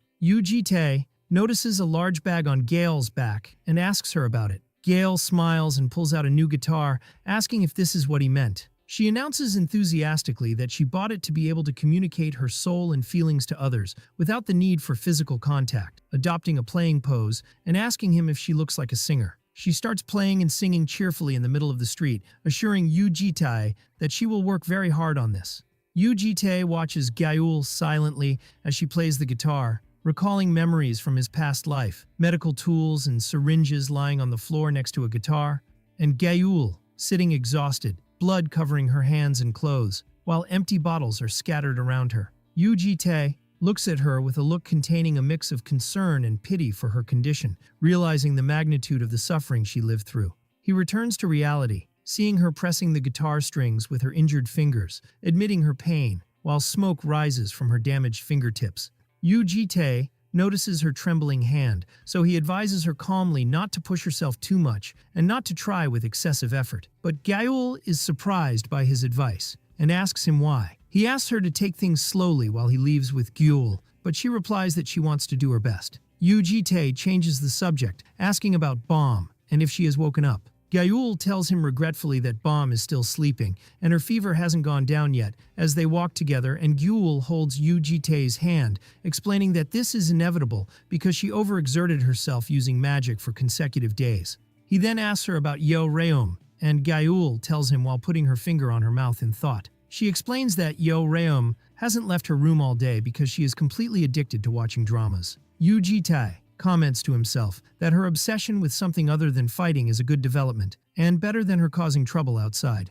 Tae asks Gyul to wash her hands as soon as they enter, so Gyul agrees and takes Gyul with her. Gyul wonders if Bomb has woken up, and suddenly Tae places his hand on Gyul's shoulder. His expression changes to complete seriousness, and he orders Gyul sternly to take Gyul and enter her room immediately, warning her not to come out until he gives her permission. Gyul is surprised by his sudden change in tone and asks him why, but he repeats his order with one sharp word, now. Gyul is terrified and agrees, stammering, pulling Gyul with her quickly to execute his order. Tae opens Bomb's room door slowly, and his eyes darken as he looks inside silently. He finds the room filled with armored knights surrounding the sleeping Bomb, their eyes glowing in the dark. One of the fully armored knights turns toward Tae, asking him threateningly if he is the one who did this to the green dragon. These intruders are identified as guardians, knights and slaves of dragons, forced to protect the nest. They are subjugated by subjugation magic cast on useful monsters or humans. Among them, a select few with exceptional abilities act as personal bodyguards for the young ones who go out for entertainment. Tae looks at the sleeping Bomb, suspecting the knight used sleep magic on her. The knight stomps the ground and rushes toward Tae, approaching him and demanding an answer about what he did to the green. Tae scolds the knight, saying he should have introduced himself first when visiting someone else's home, while the knight points out that he failed to understand the situation and that asking questions is a privilege for the strong only. Terrifying dark energy known as Black Heart explodes from the knight, and he declares with a voice full of tyranny that he is the only one allowed to ask questions here, calling Tae a lowly human. Yu-Ji-tae notices a high-level protection barrier surrounding the place. The knight gives Yu-Ji-tae a final warning. The knight insists on knowing what happened to the green, demanding Yu-Ji-tae answer. Yu-Ji-tae's features calm down a little, and he tells him the truth, that a blue dragon has been born. The knight looks at the sleeping bomb, while Yu-Ji-tae explains that her condition is due to exhausting herself while teaching the little one polymorph and magic transfer. The armored knight asks sharply about the identity of the man standing boldly before him. Yu-Ji-tae answers calmly and with complete confidence that he is their guardian, which provokes the knight's mockery, calling this introduction laughable. The knight wonders sarcastically if this human really realizes the nature of the beings he claims to protect, to which Yu-Ji-tae replies with a sharp look that he knows very well, and that is why he has a question he would like to ask them. Yu-Ji-tae shocks the knights by asking why they arrived so early, pointing out that they were supposed to be dispersed through a dimensional rift very far away. The knights are struck with astonishment and shock, wondering how a mere human could know these minute details, while their leader realizes this man knows more than he should. The leader announces majestically that they are the guardians of children and keepers of causal history, admitting that Yu-Ji-tae took care of the children on their behalf, but adds that no matter how he looks at it, Yu-Ji-tae is far from being a good person. The knight tells him that leaving him alive might bring trouble later. Yu-Ji-tae suggests coldly resolving the matter through conversation, but the leader refuses the offer immediately, attacking with his huge weapon from above and reassuring him he won't feel any pain, while the rest of the knights attack from behind in a treacherous attempt to end it. The attack causes a massive boom, and purple energy rises, while Yu-Ji-tae stands firm. The leader is shocked to find his sword, named Horse Sword, blocked with complete ease by Yu-Ji-tae, who is using the SS rank Formless Sword. With a lightning-fast movement, Yu-Ji-tae counters and cuts off the knight's hand. The leader falls to the ground in pain. Another knight describes him as a pathetic fool for falling for such a trivial attack. The other knights scream that they will finish this human, while he watches from behind, and swords and spears converge on Yu-Ji-tae from every direction. But suddenly the leader stammers in shock and terror, realizing that this human is far stronger than they expected.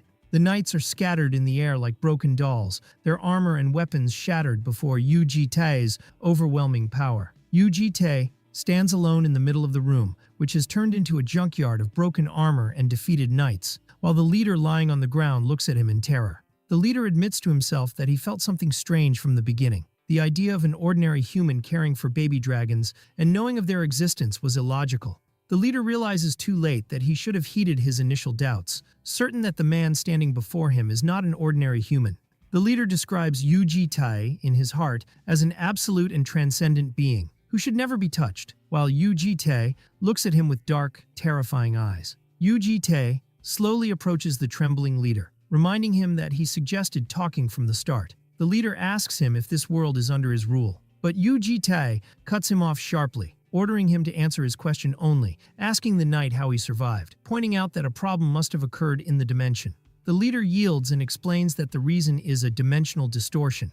He explains that their master opened a dimension linking the nest to this world to transport them, but for some reason the dimension twisted and they were ejected randomly. Yu-Ji-tae asks for a detailed explanation of this dimensional distortion, so the leader admits he doesn't know the exact details, but remembers what their master said in the past about the existence of something called the Horizon of Providence. He explains that the distortion is a problem resulting from the power generated from that horizon, as if dimensions twist around it. Yu-Ji-tae feels something is incorrect, as there was no mention of such a dimensional distortion in his previous time regressions. He wonders in confusion what the Horizon of Providence is, confirming it is a concept he has never heard of throughout his long life. Yu-Ji-tae realizes with concern that there are too many variables in this time regression, noting that it is also the first time a guardian of the Green Dragon, unlike the usual guardians, has come looking for him. Yu-Ji-tae asks sharply about the connection of the Horizon of Providence to their arrival, and if the horizon helped them get here. The knight leader explains that a specific will residing beyond the Horizon of Providence is exactly what helped them, causing Yu-Ji-tae to wonder in astonishment what that will is. The knight describes feeling that will guiding his path, showing him the way through the dimensional vortex. He adds that he did nothing but follow that will to gather the guardians and find the whereabouts of the baby dragons. Yu-Ji-tae feels suspicious and decides to verify the matter himself, reaching his hand toward the knight's helmet, muttering that he needs to confirm something. He orders him to look directly into his eyes while holding his helmet. activating the SS rank Eyes of Balance, one of the three great authorities he seized from the Archduke of the Demon World. These eyes distinguish between good and evil, truth and lies, clearly showing the result that the knight's words are the truth. Yuji-Tai realizes the truth of his words, recalling in his mind how he eliminated every potential threat to the world to prevent problems like this. He feels intense frustration and anger, wondering to himself why unknown things keep appearing despite his countless inspections and examinations of the dimensions. He asks him about the entity behind the horizon, and the knight answers that the will seemed to carry a grudge and malice, describing his feeling toward it as resembling a curse. The knight suggests the reason might be that he carries the essence created from the green dragon's power. Suddenly, Yuji-Tai delivers a powerful and surprise blow to the knight, making him groan in pain and fall violently. Yuji-Tai notices a strange glow emitting from the knight's armor and realizes what it is. The authority of the vintage clock begins to operate to understand the distorted time flow as golden chains appear surrounding the knight. The authority searches for elements hostile to Yuji-Tai and forms a ball of glowing chains, expressing its severe rejection of elements that have deviated from the world's original timeline. The system announces that the authority of the vintage clock will henceforth consider all elements coming from outside the timeline, or possessing separate timelines, as enemies to be scrutinized with extreme precision. Yuji-Tai looks at the glowing hourglass in his hand, realizing that the authority which only moved when regressing time has started to intervene, but acknowledges he can do nothing currently. He decides he has no choice but to wait as the clock fades from his hand. The knights whisper curiously about the strange light that turned into a clock, wondering if the matter is resolved now. Yuji-Tai turns to them holding his weapon, asking what they will do, explaining that he is already taking care of the dragons and there is nothing for them to do here. He points out that the subjugation magic binding them to the dragons via the dimensional distortion must have been cancelled, so there is no real reason for them to stay. The knights ask in astonishment if he will simply let them leave, and he answers coldly that he doesn't care as long as they don't cause trouble. The knights agree to leave one by one. Yuji-Tai agrees to their departure, but the knight leader suddenly stands up swaying, announcing that he cannot go, which silences Yuji-Tai. Yuji-Tai asks him in surprise, and the leader answers that he is the person guarding the history of causality. Before he can finish his sentence, Yuji-Tai lands a violent punch that knocks him to the ground and silences him. Yuji-Tai places his foot over the fallen knight and asks him again threateningly if he will leave, but the knight insists, with difficulty and pain, that he cannot go. Yuji-Tai steps heavily on the chest of the knight leader lying on the ground, while the knight screams in pain from the intense pressure. Yuji-Tai asks him for the last time with cold features if he will leave. The knight answers with difficulty and determination, his eyes glowing under the helmet, that he cannot go. The knight gasps for breath under the weight of Yuji-Tai's foot, confirming his total inability to leave and abandon the dragons. Yuji-Tai turns to the rest of the knights standing in the back. Another knight tells him that their leader won't listen no matter what he says.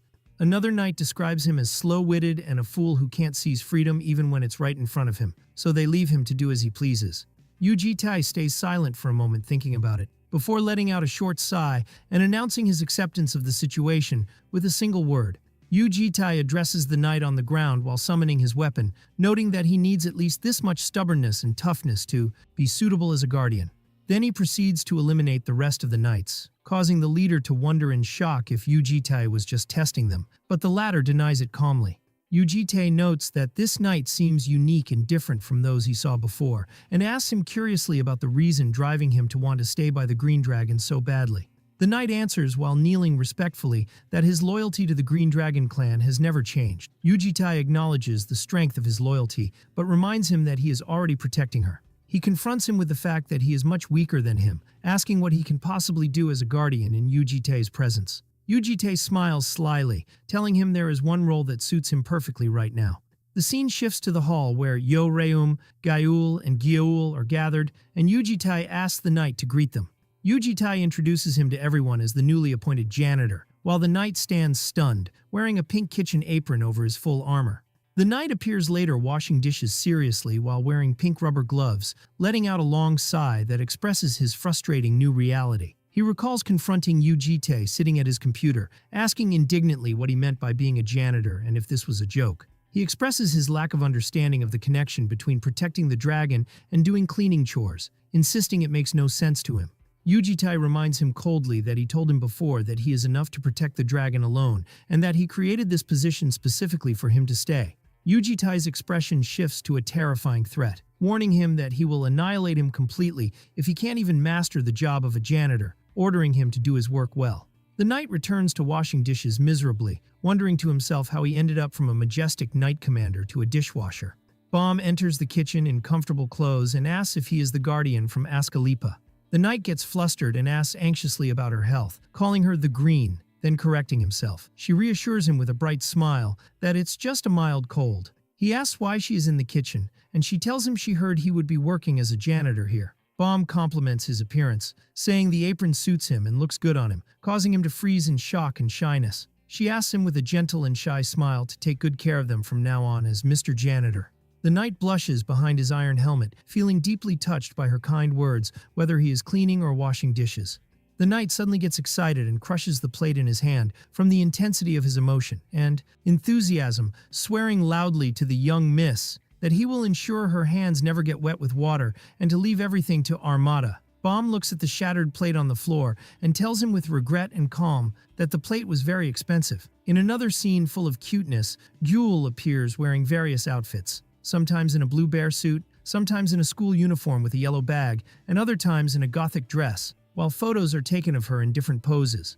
Gyul is shown taking pictures with her phone with intense enthusiasm and overwhelming happiness, expressing her admiration for how irresistibly cute Gyul is. Gyul asks her sister Bomb curiously when she bought those beautiful clothes for Gyul. Bomb answers proudly that she ordered them as soon as she recovered, then turns to the little one asking for her opinion. Gyul sways her body left and right with overwhelming happiness while hugging the blue teddy bear, as Gail notices that the little one really loves clothes, to the point she can't hide her shy smile. Gail turns to the janitor, the knight, asking him which outfit is the most beautiful in his opinion. He answers diplomatically and tactfully that Miss Gyul looks beautiful in anything she wears, which impresses Gail, who praises his smooth talking. Yujitai watches this interaction silently, while Gail laughs, noting that this man is really good at socializing.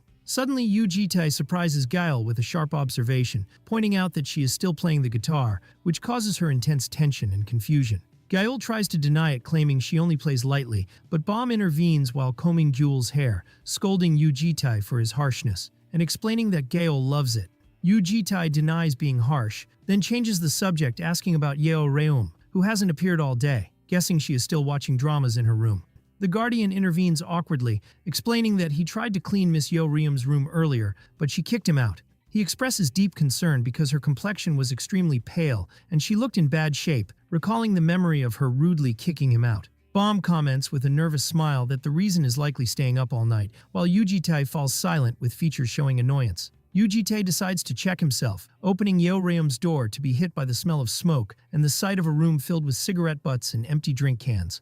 Yeoreum sits on the floor amidst the mess in loungewear, holding a drink can and looking exhausted and neglected. She turns to him indifferently while chewing a piece of dried squid, asking him coldly if he came to check if she was still alive. Yujitai notices the large TV screen in front of him and asks in amazement if she watches this series all the time. She answers yes, so he asks if she saw anything else, and she denies it. A shot of knights appears on the screen, and Yeoreum starts complaining loudly about the poor plot in Season 7 and the lack of historical accuracy in combat.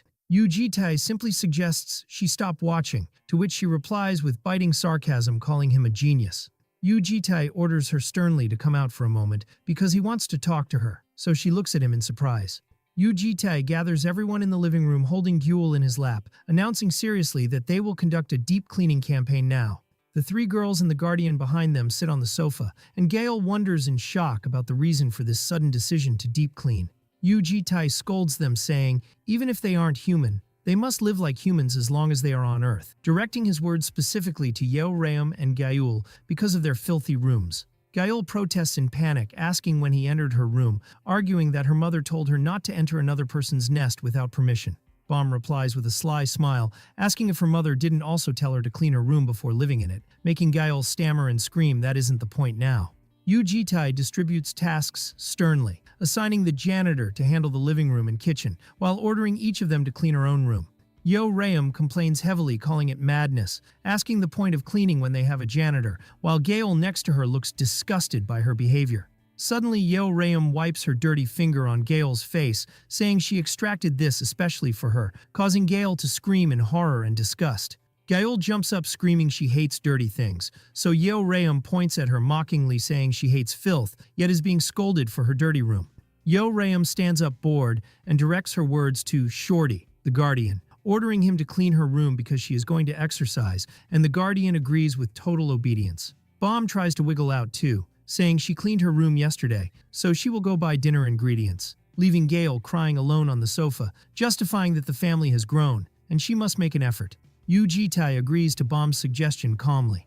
But suddenly, Yu Jitae remembers the previous cooking disaster, fish stuck in purple rice, and his expression changes to shock and absolute horror just thinking that Bomb will cook dinner. Bomb asks Yu Jitae with a bright smile if there is something specific he wants to eat, so he answers briefly to choose whatever she likes, and she agrees happily. The scene shifts to Yeo Rayum's room, which has turned into a dump, where the janitor stands holding a broom amidst a sea of empty cans and cigarette butts, shocked by the horror of the view. The guardian swallows hard, telling himself that the demon world itself is more merciful than this mess, and finally realizes the reason behind Yeo Rayum's bad skin and paleness. The guardian bends down to examine a planter filled to the brim with cigarette butts instead of plants, wondering in amazement if that girl is undergoing some poison resistance training in her room. He decides to start cleaning, holding a trash bag to collect bottles and large cans first. Suddenly, Yu Jitae, the shadow copy, appears behind him in a police uniform, stopping him sharply, warning him this isn't the right way, pointing to a metal can in his hand. Yu Jitae proceeds to lecture the guardian on the necessity of separating metal cans from plastic, criticizing him for not knowing basic cleaning rules. Yu Jitae wonders sarcastically if the concept of recycling doesn't exist in Ascalepa, describing it as a primitive place. While the guardian stares at the can, thinking about something else entirely, noticing the demon world energy aura emitting from this person, realizing it isn't the real Yu Jitae, but his copy. Yu Jitae, the copy, notices the guardian's distraction, glaring at him and asking sternly why he is spacing out and if he plans to stay up all night. The guardian trembles and bows his head apologizing, realizing internally that the pressure and prestige of this copy could make anyone believe it is the original body. At that moment, Yu Jitae opens the door to see his copy scolding the guardian, so the shadow gets a bit flustered welcoming its master. The copy justifies its stance, saying it was giving advice to the janitor who isn't doing his job properly, calling him an insulting term indicating incompetence and arrogance. Yu Jitae intervenes with calm features, asking his copy to stop lecturing and help clean, explaining he summoned it because cleaning Yeo Rayum's room might be too hard for one person. The cleaning campaign and daily activities begin. Yeo Rayum is shown exercising, bomb shopping, Gaul playing with Gaul, while Yu Jitae, his copy, and the guardian cooperate in cleaning the massive mess until sunset. After the hard work ends, the copy stands before Yu Jitae sitting behind his desk, announcing the mission completion, so Yu Jitae praises it. Yu Jitae displays a map on the computer screen, pointing to Moscow in Russia, telling his copy that this will be its next destination. He explains that a mage organization called Invisibility is conducting research there on transcendent-type mages, showing images of test tubes containing strange creatures and humans undergoing experiments. Yu Jitae orders his copy to finish police duties this week, then head immediately to Russia. Yu Jitae specifies the target precisely, which is locating the command type, Transcendent Mage known as Prototype X. The copy accepts the mission immediately, confirming it will start preparation right away. Suddenly the door opens and Bomb peeks in with a wide smile announcing her return. The guardian welcomes Bomb, while Gail asks her in amazement why she bought such a huge amount of groceries. Bomb answers enthusiastically that the family has grown and more food must be cooked. The copy tries to seize the opportunity to leave as soon as Bomb returns, but the real Yu Jitae grabs its shoulder, ordering it to stop. Yu Jitae looks at his copy with a dark and very serious look, ordering it to switch clothes with him immediately. The scene shifts to the dinner table, where Bomb's voice rings out inviting everyone to eat, while the dishes appear terrifying. Purple soup emitting suspicious fumes, and whole fish stuck in it vertically. The girls taste the food. Gaul expresses fascination that the taste is exactly like what they ate in Ascalepa, while Yeo Rayum comments it isn't bad. Gaul wishes the janitor could eat with them, but Yeo Rayum mocks her, calling her stupid because he has no mouth due to the helmet. Yu Jitae, the copy, sits at the table wearing home clothes, sweat pouring from its forehead, staring at the disastrous dish before it, realizing bitterly that its master summoned and forced it to stay just to bear the burden of eating this terrible dinner instead of him. Outside, the real Yu Jitae stands in his formal suit in the dark garden, silent and having saved himself from that experience.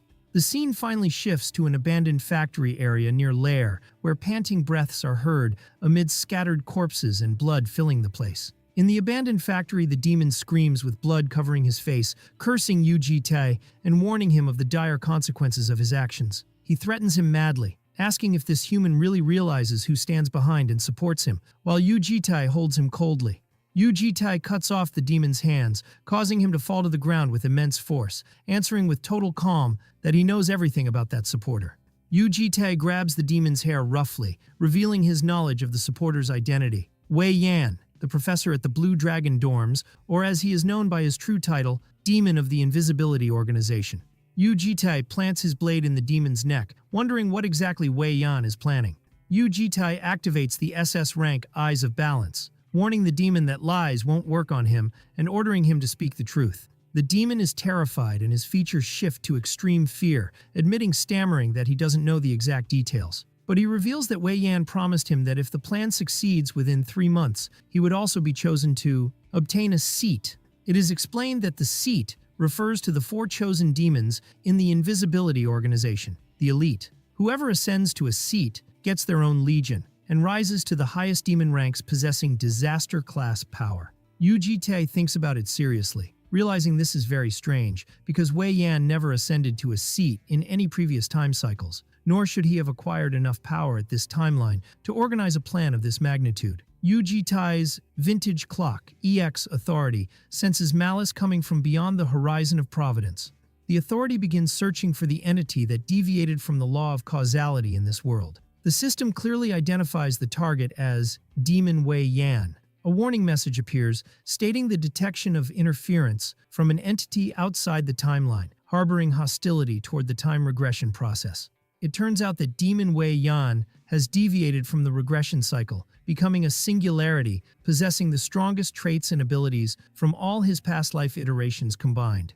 Yu Ji-tae realizes the danger of the situation. After the Guardians, now Wei Yan appears as a new variable, meaning this unknown enemy can interfere with everything related to him. The scene returns to the defeated demon trembling in fear, confirming this is all he knows, and begging Yu Ji-tae to keep him alive to bring him more information. The demon tries to gain sympathy by fabricating a story about his sick mother waiting for him at home, promising not to betray him. Without any hesitation, Yu Ji-tae knocks the demon's head off with a lightning strike, severing it from his body. Yu Ji-tae looks at the corpse coldly with glowing eyes, reminding him that he told him beforehand that lying is useless. He uses the Incineration S ability to burn the corpse, noting that even if he was telling the truth, his fate of death was inevitable and wouldn't change. Yu Ji-tae walks on campus amidst trees and fountains, analyzing the situation. If Wei Yan's plan is massive enough to grant him a seat, it must be large-scale and linked to Lair. He remembers Wei Yan's previous request to make Yeoreum the student representative at the year-end banquet, connecting the dots, concluding that the bastard scheme is connected to this event. The scene shifts to a quiet park, where Yu Ji-tae watches from afar 2 students standing in front of Bom and Gyul, expressing intense admiration for the child's cuteness. One of them asks the child's name while she holds her teddy bear, so Bom answers with a smile that her name is Yu Gyul. The student praises the name, noting it suits her hair color perfectly, and asks curiously about her age. The 2 students suddenly notice Yu Ji-tae behind them with his majestic and scary aura, stopping their conversation in shock. Yu Ji-tae asks them with frozen features and a sharp look if they need something from the child, so the girls are terrified and deny it nervously before rushing away. Yu Ji-tae sits next to Bom on the bench. She asks him why he was gone all day, and he answers briefly while staring ahead that he had some business to finish. Bom asks Yu Ji-tae, curiously, what he was doing with Gyul, explaining that she was sick the whole time and couldn't spend time with the little one. She points to Gyul standing by the fountain, regretting that school starts tomorrow, so she guessed they wouldn't have time to play like this again. Bom turns to Yu Ji-tae with a warm smile, asking him if they don't look like a real family now. Bom playfully assigns roles, announcing that Gyul is the daughter, and she is the mother. She looks at him shyly and suggestively, implying that naturally makes him the father, while Yu Ji-tae looks at her in silence with an expressionless gaze. Bom bursts out laughing, covering her mouth, telling him she's just joking and asking why he's always so serious. He replies coldly that if she's going to spout nonsense, she should go back home. Bom smiles to herself, looking at Yu Ji-tae's back as he carries Gyul, muttering that playing was fun. The next morning, students are shown heading to the academy on a bright spring day. Gail runs with intense enthusiasm with a piece of toast in her mouth, expressing her overwhelming happiness about finally going to school. Baum walks beside her, asking what lectures she chose, hoping their schedules overlap. Gayul lists her subjects like superhuman studies, literature, and magic. Baum stops her sister, asking in surprise why she has toast in her mouth even though she already ate breakfast. Gayul laughs shyly, explaining to Baum that she doesn't know story cliches, where her mother told her that if she runs to school with toast in her mouth and bumps into someone at a corner, that person becomes her destined partner, and a romantic image of a handsome dragon appears in her imagination. Suddenly, Gail bumps into someone in front of her. Yo Ryum appears with a sly smile, whispering that it's a coincidence to meet here, which startles Gail. Yo Ryum asks sarcastically if this means she is her destined partner, so Gail screams in horror, reminding her she is a girl. Yo Ryum replies boldly that she saw an American drama where girls do that too, then takes the piece of toast from the mouth of Gail, who screams in heartbreak. Yo Ryum changes the subject, asking about the whereabouts of the old man, Yujite, since he said he would observe their classes but went to the faculty office first. Yo Ryum guesses slyly that maybe he went to meet a woman since he didn't return home last night, causing Baum to freeze in shock. Baum gets extremely tense and sweats while trying to deny it, while Gayul asks worriedly if she is sick because she is sweating like a pig. Gayul suddenly notices camera flashes and a crowd of people. Yo Ryum realizes they are journalists who came to take photos of the famous new students. As the trio stands together, students start whispering and recognizing Yo Ryum, pointing her out as the student who crushed Sophia and made that bold statement. The journalists recognize the red-haired girl, and Yo Ryum remembers the previous situation and curses in annoyance. The journalists rush toward her madly, demanding she look at them and give them a word. They surround her with questions and microphones, while Gayul wonders fearfully what is wrong with these people. Yo Ryum's patience runs out completely, and she bares her fangs, screaming in a thunderous and terrifying voice to shut their damn mouths. Silence falls over the place, and Yo Ryum scolds them sharply, calling them scum, asking if her answer last time wasn't enough, threatening to deal with them one by one. She raises her finger in their faces with a savage and provoking smile, daring them to step forward. The scene shifts to the house, where Gyul sits alone on the floor with her doll, looking with boredom and emptiness toward the door. The janitor peeks at her, realizing with regret that his task of caring for the child has become more annoying and difficult with everyone gone. The guardian remembers what Yu Jitai said before leaving, telling the guardian standing before him that the children went to school and he wouldn't be at home either. He gives him clear and direct instructions, reminding him that he will be alone with Gyul at home today, so he must make sure to take good care of the little one. The guardian feels immense pressure, telling himself this task is much harder than cleaning, especially since he has never cared for a child before, while Gyul looks at him silently hugging her doll. The guardian tries to break the wall of silence nervously, addressing her as Miss Gyul. He suggests respectfully that she wait in a comfortable place until the other ladies and the homeowner return in the evening. Gyul stares at him for a moment without saying a word, then turns her face away coldly, ignoring his suggestion completely. Sweat pours profusely from the guardian's face under his iron helmet as he feels suffocated and short of breath from the intensity of the embarrassment and tension in this situation. He lets out a desperate sigh, deciding to escape this suffocating atmosphere and return to cleaning. The guardian returns again, attempting to change strategy, and asks her gently if she would like to read a picture book with him. Gyul's blue eyes suddenly shine with interest and happiness, and the guardian feels relieved that she showed interest in picture books at least. The guardian sits on the floor in front of her, offering to read the story to her. The guardian reads the book title, which is Dad is a Fairy, and a cute cartoon image of a father and daughter with wings appears. The narration begins with long ago, deep in the forest, but the warrior guardian's imagination depicts the forest as the terrifying primeval forest full of monsters before the demon world era. He continues reading that Dol Suni and her father lived in that place. The guardian analyzes the story through his gloomy perspective, assuming the mother has died, and that a parent surviving in that harsh era is a miracle in itself, while the image in his imagination shows the father and daughter as terrifying muscular figures. He continues reading that the father told his daughter old stories every night before sleep. The guardian immediately concludes that old stories in that era must be about the Great War, imagining a bloody battlefield. Based on that, the guardian concludes with complete seriousness that the child Dol Suni must be a war maniac, while Gyul looks at him with a gaze full of doubt and suspicion. He continues reading, saying that one morning, Dol Suni woke up to find her father not at home. The Guardian interprets this immediately that the father went to look for a new mother, invoking the culture of taking war prisoners as concubines in that era, and a brutal image appears of the father kidnapping a woman. The Guardian adds with strange emotion that Dol Suni must be happy to get a new mother, while the kidnapped woman appears in his imagination screaming in terror. The Guardian turns to Gyul to finish talking about Dol Suni, but is surprised that Gyul is glaring at him with anger and a dark aura surrounding her, because he completely ruined the story for her. He asks her in confusion what is wrong, and if she didn't like the story, so Gyul points her little finger towards something. Gyul points clearly toward the corner of the room, while the Guardian looks where she is pointing.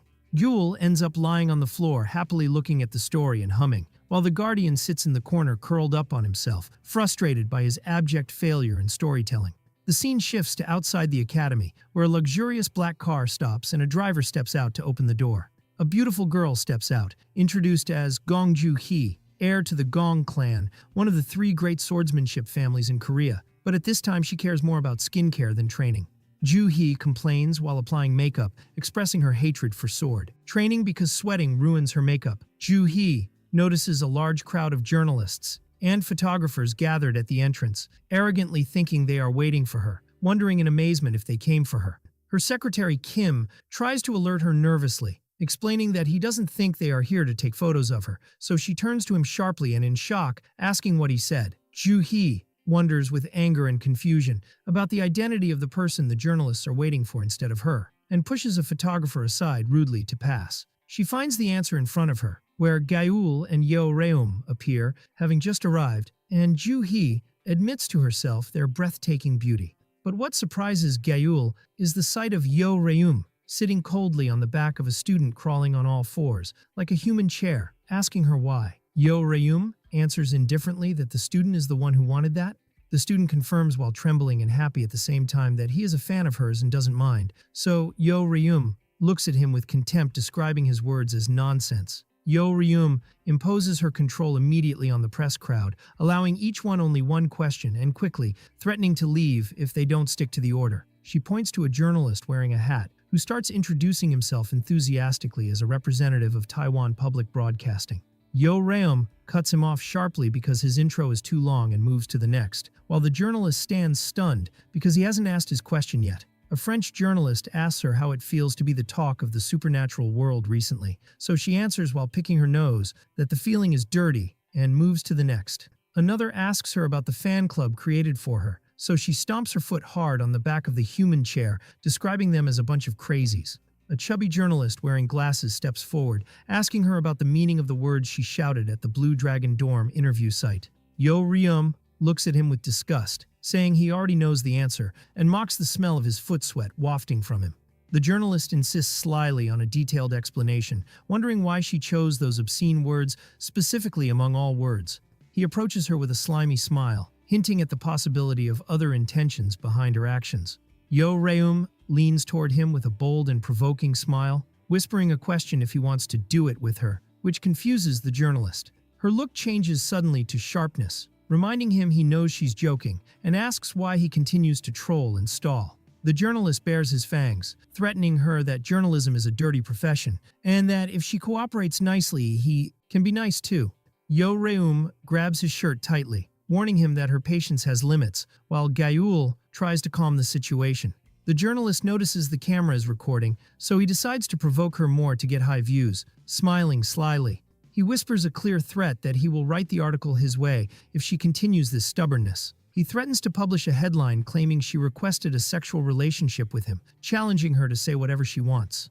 Yeoreum's anger explodes, and she screams that she will kill him with her bare hands, throwing a powerful punch at him while Gyul screams in panic. Suddenly, a strong hand extends to block Yeoreum's punch before it reaches the journalist's face. Tae appears just in time, so Gyul cheers in relief at her uncle's arrival, while he comments with annoyance on them causing trouble as soon as he arrived. Yeoreum screams with mad anger, trying to explain that the journalist is the one at fault. Tae suddenly carries her on his shoulder like a sack, which stuns her. She hits his back with her fists, demanding to be put down, while he announces coldly that the interview is over. Tae turns toward the terrified journalist, issuing a terrifying warning with dark eyes, advising him not to turn this incident into an article. Tae releases a terrifying aura of pressure that crushes the journalist and those around him while he leaves the place carrying Yo Reum. The camera glass shatters from the intensity of the pressure, and the journalist falls to the ground having wet his pants in terror, while Yo Reum looks down in shock at Yu Ji-tae's power. Yu Ji-tae and the girls move away from the crowd, and he hurries Gaeul to catch the first class. Ju-hee wonders in amazement and shock if her companion saw what just happened, and her companion suggests nervously that they search for the family that girl belongs to. Ju-hee comments rudely on the blonde girl Gaeul's body and wonders seriously where the girl got those clothes, admitting to herself her striking beauty. The scene shifts to the lecture hall, where Professor Kai stands with dignity, introducing himself to the students as the professor of swordsmanship. He explains that today's lesson will cover the history of swordsmanship and the correct attitude toward the sword, but Yo Reum, sitting next to Yu Ji-tae, complains with extreme boredom, describing talk about attitude as nonsense and demanding they be taught fighting immediately. Yu Ji-tae expresses his surprise that she stayed and didn't leave angrily as he expected, so Yo Reum answers indifferently that she is used to watching boring dramas to the end before. She reveals her real motivation for staying and working hard, which is her desire to crush that armored guy, Javier, with her hands someday. She asks Yu Ji-tae why he attended this specific class with her instead of following other students, to which he replies that she knows the answer better than anyone. Yo Reum leans on her hand in boredom, claiming false innocence that she has been keeping her cool and staying out of trouble lately. Yu Ji-tae reminds her of her attempt to hit the journalist just moments ago, so she argues with annoyance that that pig is the one who got on her nerves and provoked her. Yo Reum leans her body and rests on Yu Ji-tae's shoulder, so he asks her to move away coldly, saying it's hot. Yo Reum smiles slyly, wondering sarcastically why he refuses, pointing out that men usually go crazy for this kind of physical contact, and asks him if he is shy. Yu Ji-tae maintains complete silence and pays her no attention, so Yo Reum pouts childishly at his coldness. Yo Reum complains while putting her head on the table, saying studying isn't fun, so Yu Ji-tae tells her studying isn't supposed to be fun, but explains he isn't talking about studying but about her. Yo Reum thinks that even a kidnapper should be somewhat interesting. Yo Reum admits that Yu Ji-tae didn't seem normal at first either, so she expected days full of excitement and exploding dopamine to await her. She assures him she didn't agree to play family in this boring way, while Yu Ji-tae replies that the events that happened on the way to school were stimulating enough. Her eyes ignite with savage enthusiasm, announcing her desire for fighting, killing, and the euphoria of victory, not these trivial matters. Professor Kai notices Yo Reum's enthusiasm and thirst for battle, smiling slyly. The professor's eye shines with a strange green light, muttering that he has a good cure for that condition. Professor Kai orders sternly that Yo Reum and her guardian stay after class ends, so she looks at him with resentment and tension. The scene shifts to the sports equipment warehouse, where Yo Reum sits cleaning wooden swords with anger and extreme frustration. Yo Reum throws the tools on the ground and screams that her anger grows whenever she thinks about it, wondering why she has to do cleaning, preferring being beaten over this. So, Yu Ji-tae orders her to stop complaining and just wipe. Yo Reum suggests smartly summoning the janitor, guardian, from home to do the task, noting that he loves cleaning and wiping things. Yu Ji-tae asks her seriously who would take care of Gyul in that case, so she looks away in annoyance, saying that blue is useless. Yo Reum changes the subject curiously, asking Yu Ji-tae if he studied well when he was young, so he answers while cleaning that he didn't have time to study properly. Yo Reum laughs mockingly, describing him as having an empty head too, considering saying no time is just an excuse. Yu Ji-tae answers calm and seriously that he was busy staying alive because that time was a time of war. Yo Reum stops laughing and looks at him seriously, wondering if he is messing with her again, and asking what she is if what he says is true. She turns to him with a deep look with a cigarette in her mouth, asking him a direct question, if he finds life fun. Yu Ji-tae answers Yo Reum's question with frozen features and eyes devoid of life, admitting that life isn't exactly fun as she thinks. Yo Reum is surprised by his answer, wondering about the point of living such a boring life, and approaches him boldly, asserting that if she possessed his mighty power, she would never live in such boredom, mocking if he suffers from burnout due to excessive power. Yu Ji-tae looks down with a look carrying the weight of years, answering quietly and deeply that the reason is simply that life goes on, and he cannot give up on it. Yo Reum mocks his philosophical answer, describing it as depressed teenager nonsense, so he orders her coldly to stop chattering and finish cleaning. The scene shifts to show Yo Ryum playing with a Rubik's Cube with boredom while the janitor, Guardian, cleans around her seriously, and Bomb and Gyul appear playing with blocks in the background. The Guardian watches Yo Ryum silently as she tries to solve the puzzle, which makes her tense and lose focus. Yo Ryum explodes in anger at the Guardian, shouting at him to stop hovering around her because he distracts her, so the Guardian apologizes, stammering in fear. Yo Ryum moves to lie on the sofa with extreme boredom, while the Guardian watches her with pity. Bomb, sitting next to her, asks if she is in a bad mood because of the journalists in the morning.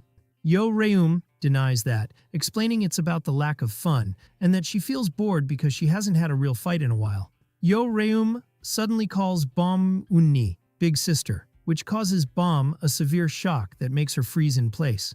Bomb jumps up startled, asking Yo Ryum if she is sick or needs to go to the hospital because of calling her that cute title. Then Yo Ryum decides to just call her Yu. Yo Ryum sits seriously in front of Bomb, asking her a deep question about the reason she lives for. Bomb is surprised by the question, while Bomb whispers to Gyul that Yo Ryum finally grew up and hit puberty. So Yo Ryum screams in her face that she hears her and knows Gyul is nodding in agreement. Yo Ryum tells Bomb that she asked that human Yujite today about the fun he finds in life. She conveys his answer with serious features, which is that life goes on and cannot be given up. So Bomb notices she speaks exactly like the master. Yo Ryum concludes that that human feels no joy, expressing her philosophy that people live to feel joy, and there is no need for life if that feeling is absent. She gives examples like Gyul, the yellow monkey as she calls her, who feels overwhelming happiness just eating delicious food. And she points to Gyul, who feels happy playing with a tattered teddy bear. Bomb guesses with deep thought that Yujitai might have just not told them what he likes. But Yo Ryum interrupts her, pointing out that she resembles him exactly. Yo Ryum confronts her with the fact that she is of the same type, mysterious and unreadable, just like him. She adds with a sarcastic laugh that both are extremely boring. Yo Ryum challenges Bomb, asking if she has anything fun in her life. Bomb smiles with shining eyes, admitting there is indeed one thing. Bomb drops a surprise, saying she finds Yu Jitae surprisingly shy, which makes Yo Ryum look at her in astonishment and disbelief. Yo Ryum mocks this talk, calling it nonsense, confirming he is just a cold-blooded psychopath just by looking at him. And Bomb agrees with her, initially saying she thought so too at first. But she corrects herself with a soft smile, confirming he possesses a surprisingly cute side. Yo Ryum is terrified by Bomb's smile, which she described as scary. Yo Ryum attacks Bomb and starts tickling her playfully, while Bomb laughs trying to escape, and Gyul watches the scene with her doll. Suddenly, Gyul bursts up the stairs running, calling Unni with intense enthusiasm. Gyul announces with shock and happiness that the Lair community is buzzing with talk about Yo Ryum, and a fan cafe has been created for her. So Yo Ryum wonders with disapproval why a fan cafe was created for her. Gyul stammers very nervously, trying to hide her confusion, while Yo Ryum screams in her face, asking what she is imagining in her head. Yu Jitae appears buttoning his shirt, and suddenly the door opens and Bomb peeks in, calling him. She tells him hesitantly she has a request, while he finishes dressing. He apologizes to her for not hearing her knock, and allows her to enter after he dressed. Bomb enters in her uniform and asks him shyly if he can accompany her today. Yu Jitae is surprised by the sudden request, so she points out he always goes out with Yo Ryum and Gyul. Bomb pouts cutely, scolding him that he hasn't gone out with her even once, so he tries to justify that. Yu Jitae remembers the chaos caused by Yo Ryum's love for violence and Gyul's constant requests for food, so he feels exhausted and refuses Bomb's request. Yo Ryum enters accompanied by Gyul. Gyul asks Bomb why she isn't going to school, so Yo Ryum asks her to finish her food first. Bomb announces clearly that she is asking the master out on a date. Gyul is stunned, while Yo Ryum guesses realistically she means accompanying her as a guardian. Gyul thinks a little, then asks him seriously why he doesn't go out with Bomb, accusing him of favoring Yo Ryum and her. Yu Jitae denies that, looking at Bomb. Gyul laughs, eating toast, saying favoritism is bad, but she understands. Gyul talks about her mother, who met hundreds of men but preferred few of them, while Yo Ryum expresses admiration for Gyul's mother. Bomb thinks about the men left behind and wonders if that makes her like them, while Yu Jitai asks what she means by her words. Bomb scolds him, saying he kidnapped her, then neglected her, likening it to not caring for a fish after catching it. Bomb looks sad and lonely, so Gayul pities her and blames Yu Jitai, while Bomb confirms she is the only one left behind. Yo Reum intervenes, saying she understands why he accompanies them fearing trouble, but asks him to go with Bomb this time, promising not to cause trouble, reminding him he can't watch them forever. Yu Jite thinks a little, then finally agrees. Bomb hugs Gayul with overwhelming happiness and winks at him playfully. The scene shifts to a wide hall in the academy where students sit. Staff whisper about Yu Bomb's beauty and her getting a perfect score in the interview. They wonder about her family, and one mocks the Yu family name, considering it a low-status name, while Yu Jite sits behind them, hearing their conversation. The teacher announces the end of the etiquette lesson and the start of social dance training. The students feel embarrassed, so the teacher asks them why they are shy. She explains to them that as representatives of their families, they will have to dance at high-class events. She adds, laughing, that the real embarrassment would be not knowing how to act then. The teacher asks students to form pairs. Students start choosing partners shyly, and the teacher encourages them to gather their courage. Students wonder in amazement why Yu Bomb hasn't found a partner despite expecting boys to line up for her while she stands alone. Students whisper among themselves about the difficulty of approaching Bomb, describing her as surrounded by an aura making touching her seem forbidden. The supervising professor notices that student Yu Bomb is the only one who didn't find a dance partner, so she admits with a nervous smile that she isn't popular among students. The professor offers gently to partner with her herself, given her beauty. But Bomb surprises her by asking if her guardian can be her partner, while Yu Jitai sits with frozen features in the back among parents. The professor agrees, stammering, so Bomb runs very fast toward Yu Jitai, surprising the professor with her super speed. Yu Jitai stands from his seat, while Bomb extends her hand toward him, rushing him to go quickly. Yu Jitai admits with slightly annoyed features that he isn't good at dancing. Bomb looks at him with teary and pleading eyes, asking if he will leave her completely alone in this situation. So Yu Jitai lets out a sigh of surrender. The lesson begins, and the professor directs students to hold their partner's hands and move slowly with the count. Yu Jitai stands directly in front of Bomb, so she looks away shyly while he trembles slightly. Bomb notices his confusion and asks him slyly if he is embarrassed to touch her, but he denies it coldly. Bomb holds Yu Jitai's hand tightly, which surprises him. Bomb explains to him that holding hands doesn't necessarily mean immediate emotional connection, so he tells her he understood. Her features change to seriousness and a cute threat, warning him against thinking of not dancing properly because that might affect her grades. They start dancing, moving in harmony in the middle of the dance hall. Bomb thinks to herself that his hands are sweating profusely. She notices he is indeed tense, and the sweating isn't limited to his hands, but includes his back and chest too, wondering about the reason for this tension. At that moment, Bomb imagines Yu Jitai's muscular body under his shirt, so her face turns bright red from shyness. Bomb trips suddenly and loses balance, so Yu Jitai rushes to catch her before she falls. Their gazes meet very closely, and suddenly Bomb's nose starts bleeding, while Yu Jitai points out calmly that her nose is bleeding. The scene shifts to outside the hall, where Bomb sits drinking juice with a tissue in her nose. He asks her worriedly if she is sure she doesn't need to go to the hospital, so she answers in surprise what hospital he means, confirming she is fine now. Yu Jitai thinks it's strange, as she didn't hit anything to bleed, while Bomb avoids looking at him and claims nervously she doesn't know the reason. Bomb changes the subject with a smile, noting the most important thing is he danced better than she expected. She asks him curiously with a sharp look if he learned dancing somewhere before. Yu Jitai goes back in memory, appearing in a night scene dancing skillfully with another woman who praises him, saying he isn't clumsy as she thought, and he promises to improve. Yu Jitai returns to reality, turning his back to Bomb, answering her with a lie that he never learned dancing. Bomb looks at him suspiciously, sipping her juice, then asks if he has plans after school, and he denies it. Bomb ties her hair enthusiastically, inviting him to go with her to do something fun. The scene suddenly shifts to Moscow in Russia, where an old building appears under the moonlight, identified as a research facility belonging to the demon organization Invisibility. Red alarms blare throughout the facility, while researchers run in extreme panic amidst scattered blood, and one curses the catastrophic situation.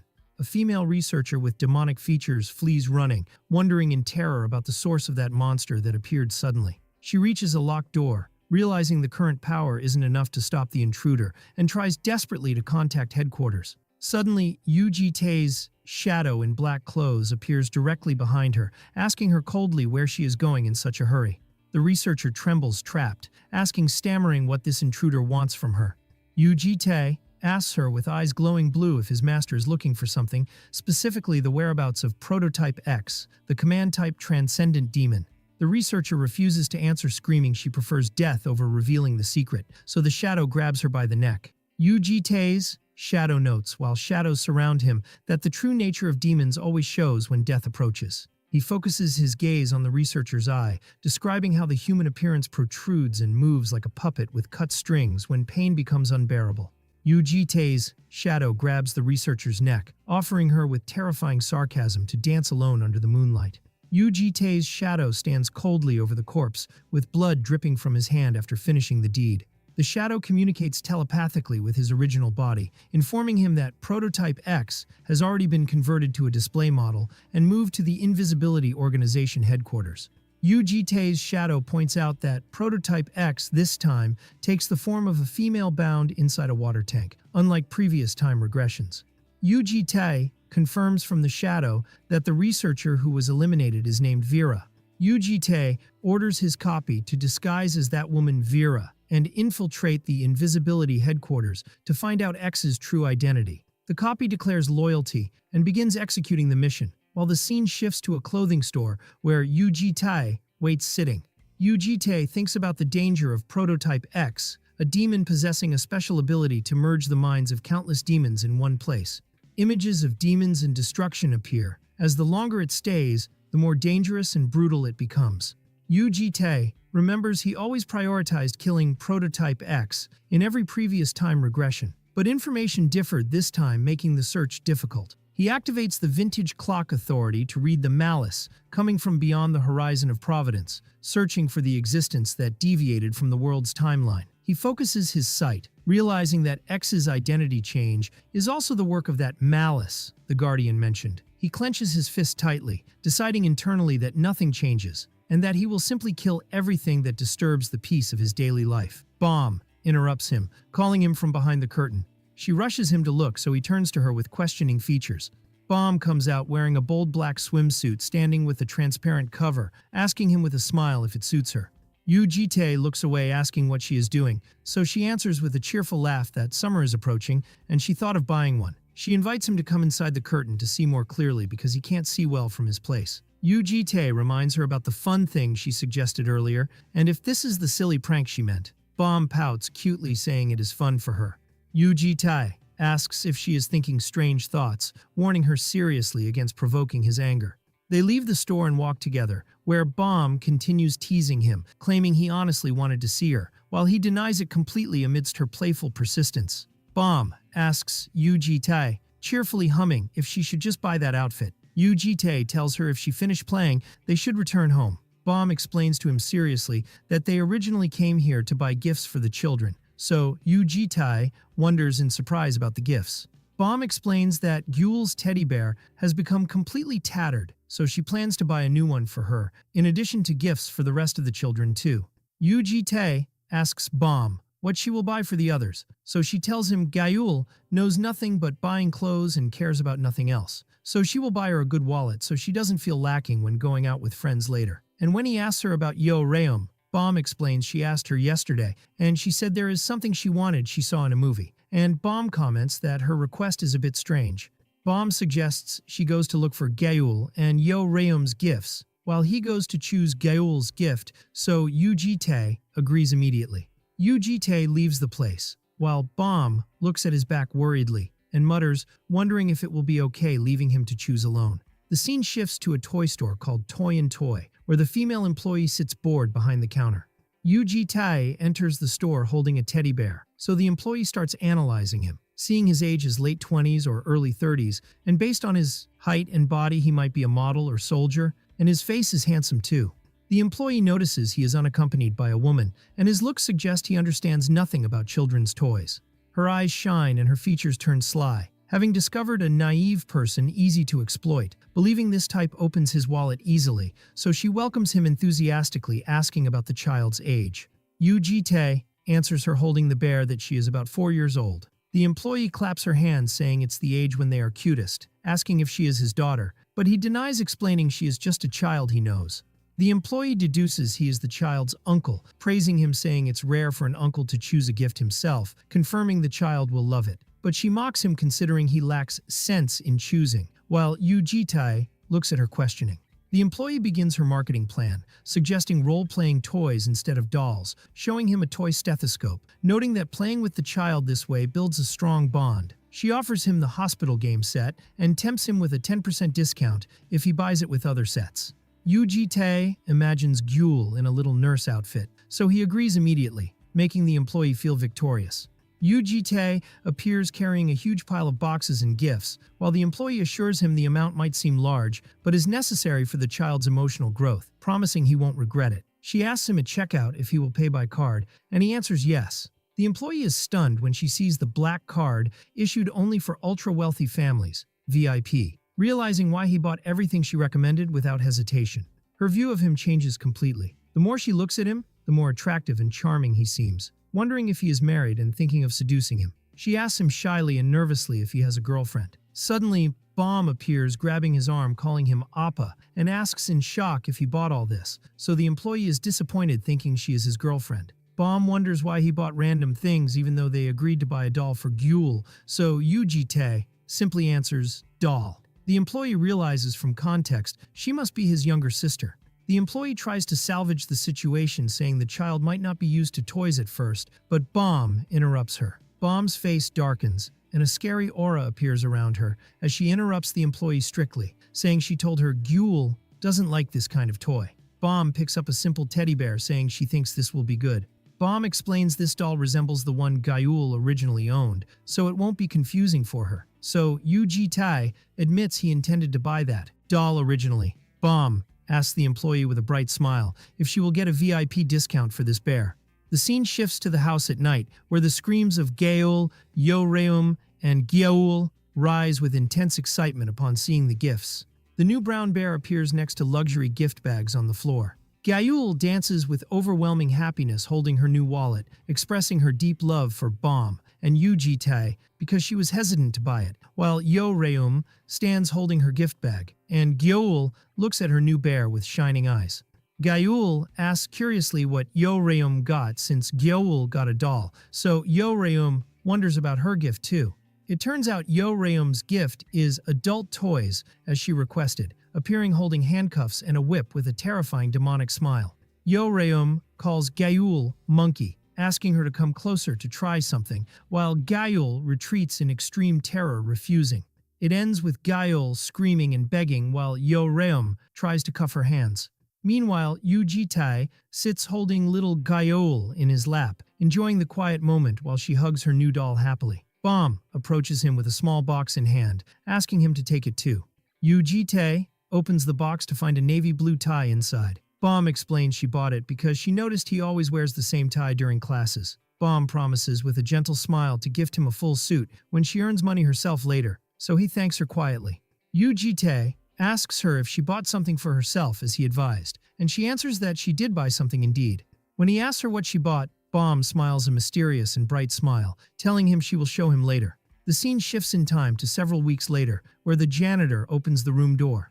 The guardian finds Yu Ji-tae dressed and preparing to go out. Yu Ji-tae tells him sternly he will be away from home for about 3 days, entrusting him with the task of taking good care of Gyul in his absence. The guardian asks if he is going somewhere far, and Yu Ji-tae confirms that, adding that Yo-reum will accompany him on this trip, while Yo-reum appears waking up lazily on the bed. The scene shifts to a wide square bustling with students, where the start of the event is finally announced. The event is introduced as combat simulation against demons, while students walk in groups amidst a technologically advanced atmosphere. A huge purple gate appears, and it is explained that this event is survival combat training held inside a virtual dungeon for 2 nights and 3 days among martial arts students. The rules state that students move in groups of 3, and the guardian representing them issues commands. It is explained that this role is called operating, a position existing in real superhuman groups during monster raids. Yu Ji-tae appears wearing a headset and adjusting it, as he will play the role of operator in this simulation. Yo-reum mocks the nervousness of other students, wondering if these chicks have ever experienced real combat before. Yu Jitae warns her seriously that there will be no time to relax, but she replies indifferently. Yu Jitae tells her the mission isn't a solo raid and she must find a team, but she insists on the necessity of finding someone she likes to join the team. A male and female student approach Yo Ryum, nervously and shyly, and the boy asks politely if she would like to join them if she hasn't found a team yet. Yo Ryum explodes in anger in their faces, calling them losers and ordering them to get lost. But Yu Jitae intervenes asking for their names. The student identifies himself as Hisaki Sojiro, and the female student identifies herself as Kim Ji-in. The two students bow with extreme respect, promising to work hard and not be a burden, while Yo Ryum screams at them again, calling them weak and repeating her order for them to leave. But Yu Jitae issues his order via the headset with one word understood, announcing his acceptance of them. So Yo Ryum screams in shock and anger, telling him she didn't say she would receive them. Yu Jitae tells Yo Ryum with cold features that if she has any complaints, she should find another team. Yo Ryum reluctantly agrees, describing the whole situation as annoying, while students Hisaki and Ji-in stand before her very nervously. Yo Ryum warns them with a clear, threatening tone that if they stand in her way during the fight, they will be as good as dead. Instead of getting angry, the boy Hisaki thanks her stammering, but suddenly receives a powerful blow from behind, making him scream in pain and hold his head. A student with a delinquent appearance and blonde hair appears, calling Hisaki a loser, reminding him of his previous threat to kill him if he wandered in front of him. Hisaki apologizes to the aggressor student, trembling in fear. Kim Ji-in watches the scene coldly, so the aggressor student asks her why she is silent while her boyfriend apologizes on her behalf. The delinquent extends his hand rudely and grabs Ji-in's hair tightly, while she looks at him with a silent, defiant look. The delinquent's companion tries to calm him down, warning him that other children's guardians are present, but the delinquent Johnny replies mockingly that adults don't care about singles. Johnny continues harassing the girl, asking her to lift her bangs because she looks gloomy, while she tries to resist him weakly. Yo Ryum intervenes suddenly with a sharp look, inquiring about the meaning of the word singles he uttered, which surprises Johnny at her boldness. Johnny immediately realizes the identity of the girl before him, identifying her internally as the crazy bitch of the Blue Dragon dorms. Yo Ryum. Yo Ryum repeats her question with a sharper and more insistent tone, demanding to know the meaning of the term singles. Sweat pours from Johnny's face as he remembers his family elder's strict warnings not to get involved with Yo Ryum of the Yu family and to avoid her dangerous specialization. Johnny tries to salvage the situation with a nervous laugh, explaining to her that singles is a term used for students who don't have guardians. He adds with a tone of contempt as they walk away that they are basically poor scum with no support or background to protect them. Yo Ryum realizes the reason behind her team's weakness, muttering with anger and extreme frustration because she was forced to form a team with those she considers beggars. Johnny puts his hand on Yo Ryum's shoulder rudely, mocking the presence of someone strong like her on the same team with these weaklings. Johnny offers Yo Ryum to join their team instead, confirming they will clear a spot for her, which angers his companions. But Johnny soon changes his mind, thinking slyly that no matter her craziness, her strength makes her a reliable ally. Johnny notices Yo Ryum's silence, mistakenly thinking she is considering the offer, and resembles him in character, deciding to win her over. Suddenly, and without warning, Yo Ryum delivers a devastating direct punch to Johnny's face. Everyone, including Johnny's companions and Yo Ryum's teammates, is struck with astonishment and shock at her violent and sudden action. Yo Ryum wipes her shoulder, looking coldly at Johnny, holding his face in pain, asking him threateningly if he wants to die. She scolds him sharply with eyes glowing with anger, wondering who allowed him to put his dirty hand on her shoulder and if he thinks they are close. Johnny flies into a rage and screams in her face, cursing, accusing her of acting arrogantly as if she is of higher status than him. Yo Ryum interrupts him with a terrifying scream, threatening him that he will be dead if she sees him again, while he walks away making threats. Her terrified teammates watch her looking at Johnny with demonic features, while Yu Jitae watches the scene calmly from afar. The announcement voice cuts through the charged atmosphere, announcing all students' attention for the appearance of a huge gate and a person in charge. Professor Kwon Ki-tae, professor of practical combat against demons, appears to start explaining the simulation rules.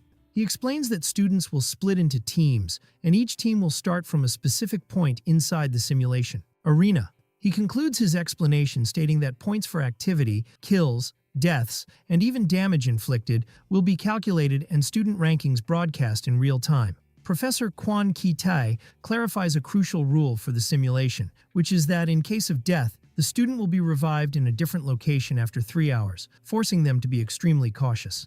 The name of the virtual dungeon where they will train is revealed to be Ant Tunnel. Professor Quan Ki-tai ends his speech wishing everyone good luck and orders them to disperse to start the mission. Yo Ryum and her team step through the gate to enter the virtual dungeon, where Yo Ryum comments impressed by how realistic the place is. Yo Ryum shows intense enthusiasm, suggesting they start hitting people immediately, but Ji-in stops her worriedly, asking if she even knows where other teams are. Yo Ryum simply answers that if they run around they will inevitably bump into them, so Ji-in objects with annoyed features, explaining they don't possess the speed or immense stamina she has. Ji-in warns seriously that rushing alone might expose them to an ambush from behind, so Yo Ryum mocks her words, considering it boasting about being weak. Ji-in suggests making a plan before moving, but Yo Ryum interrupts her rudely, calling her a coward and ordering them to just cover her back while she handles the fighting.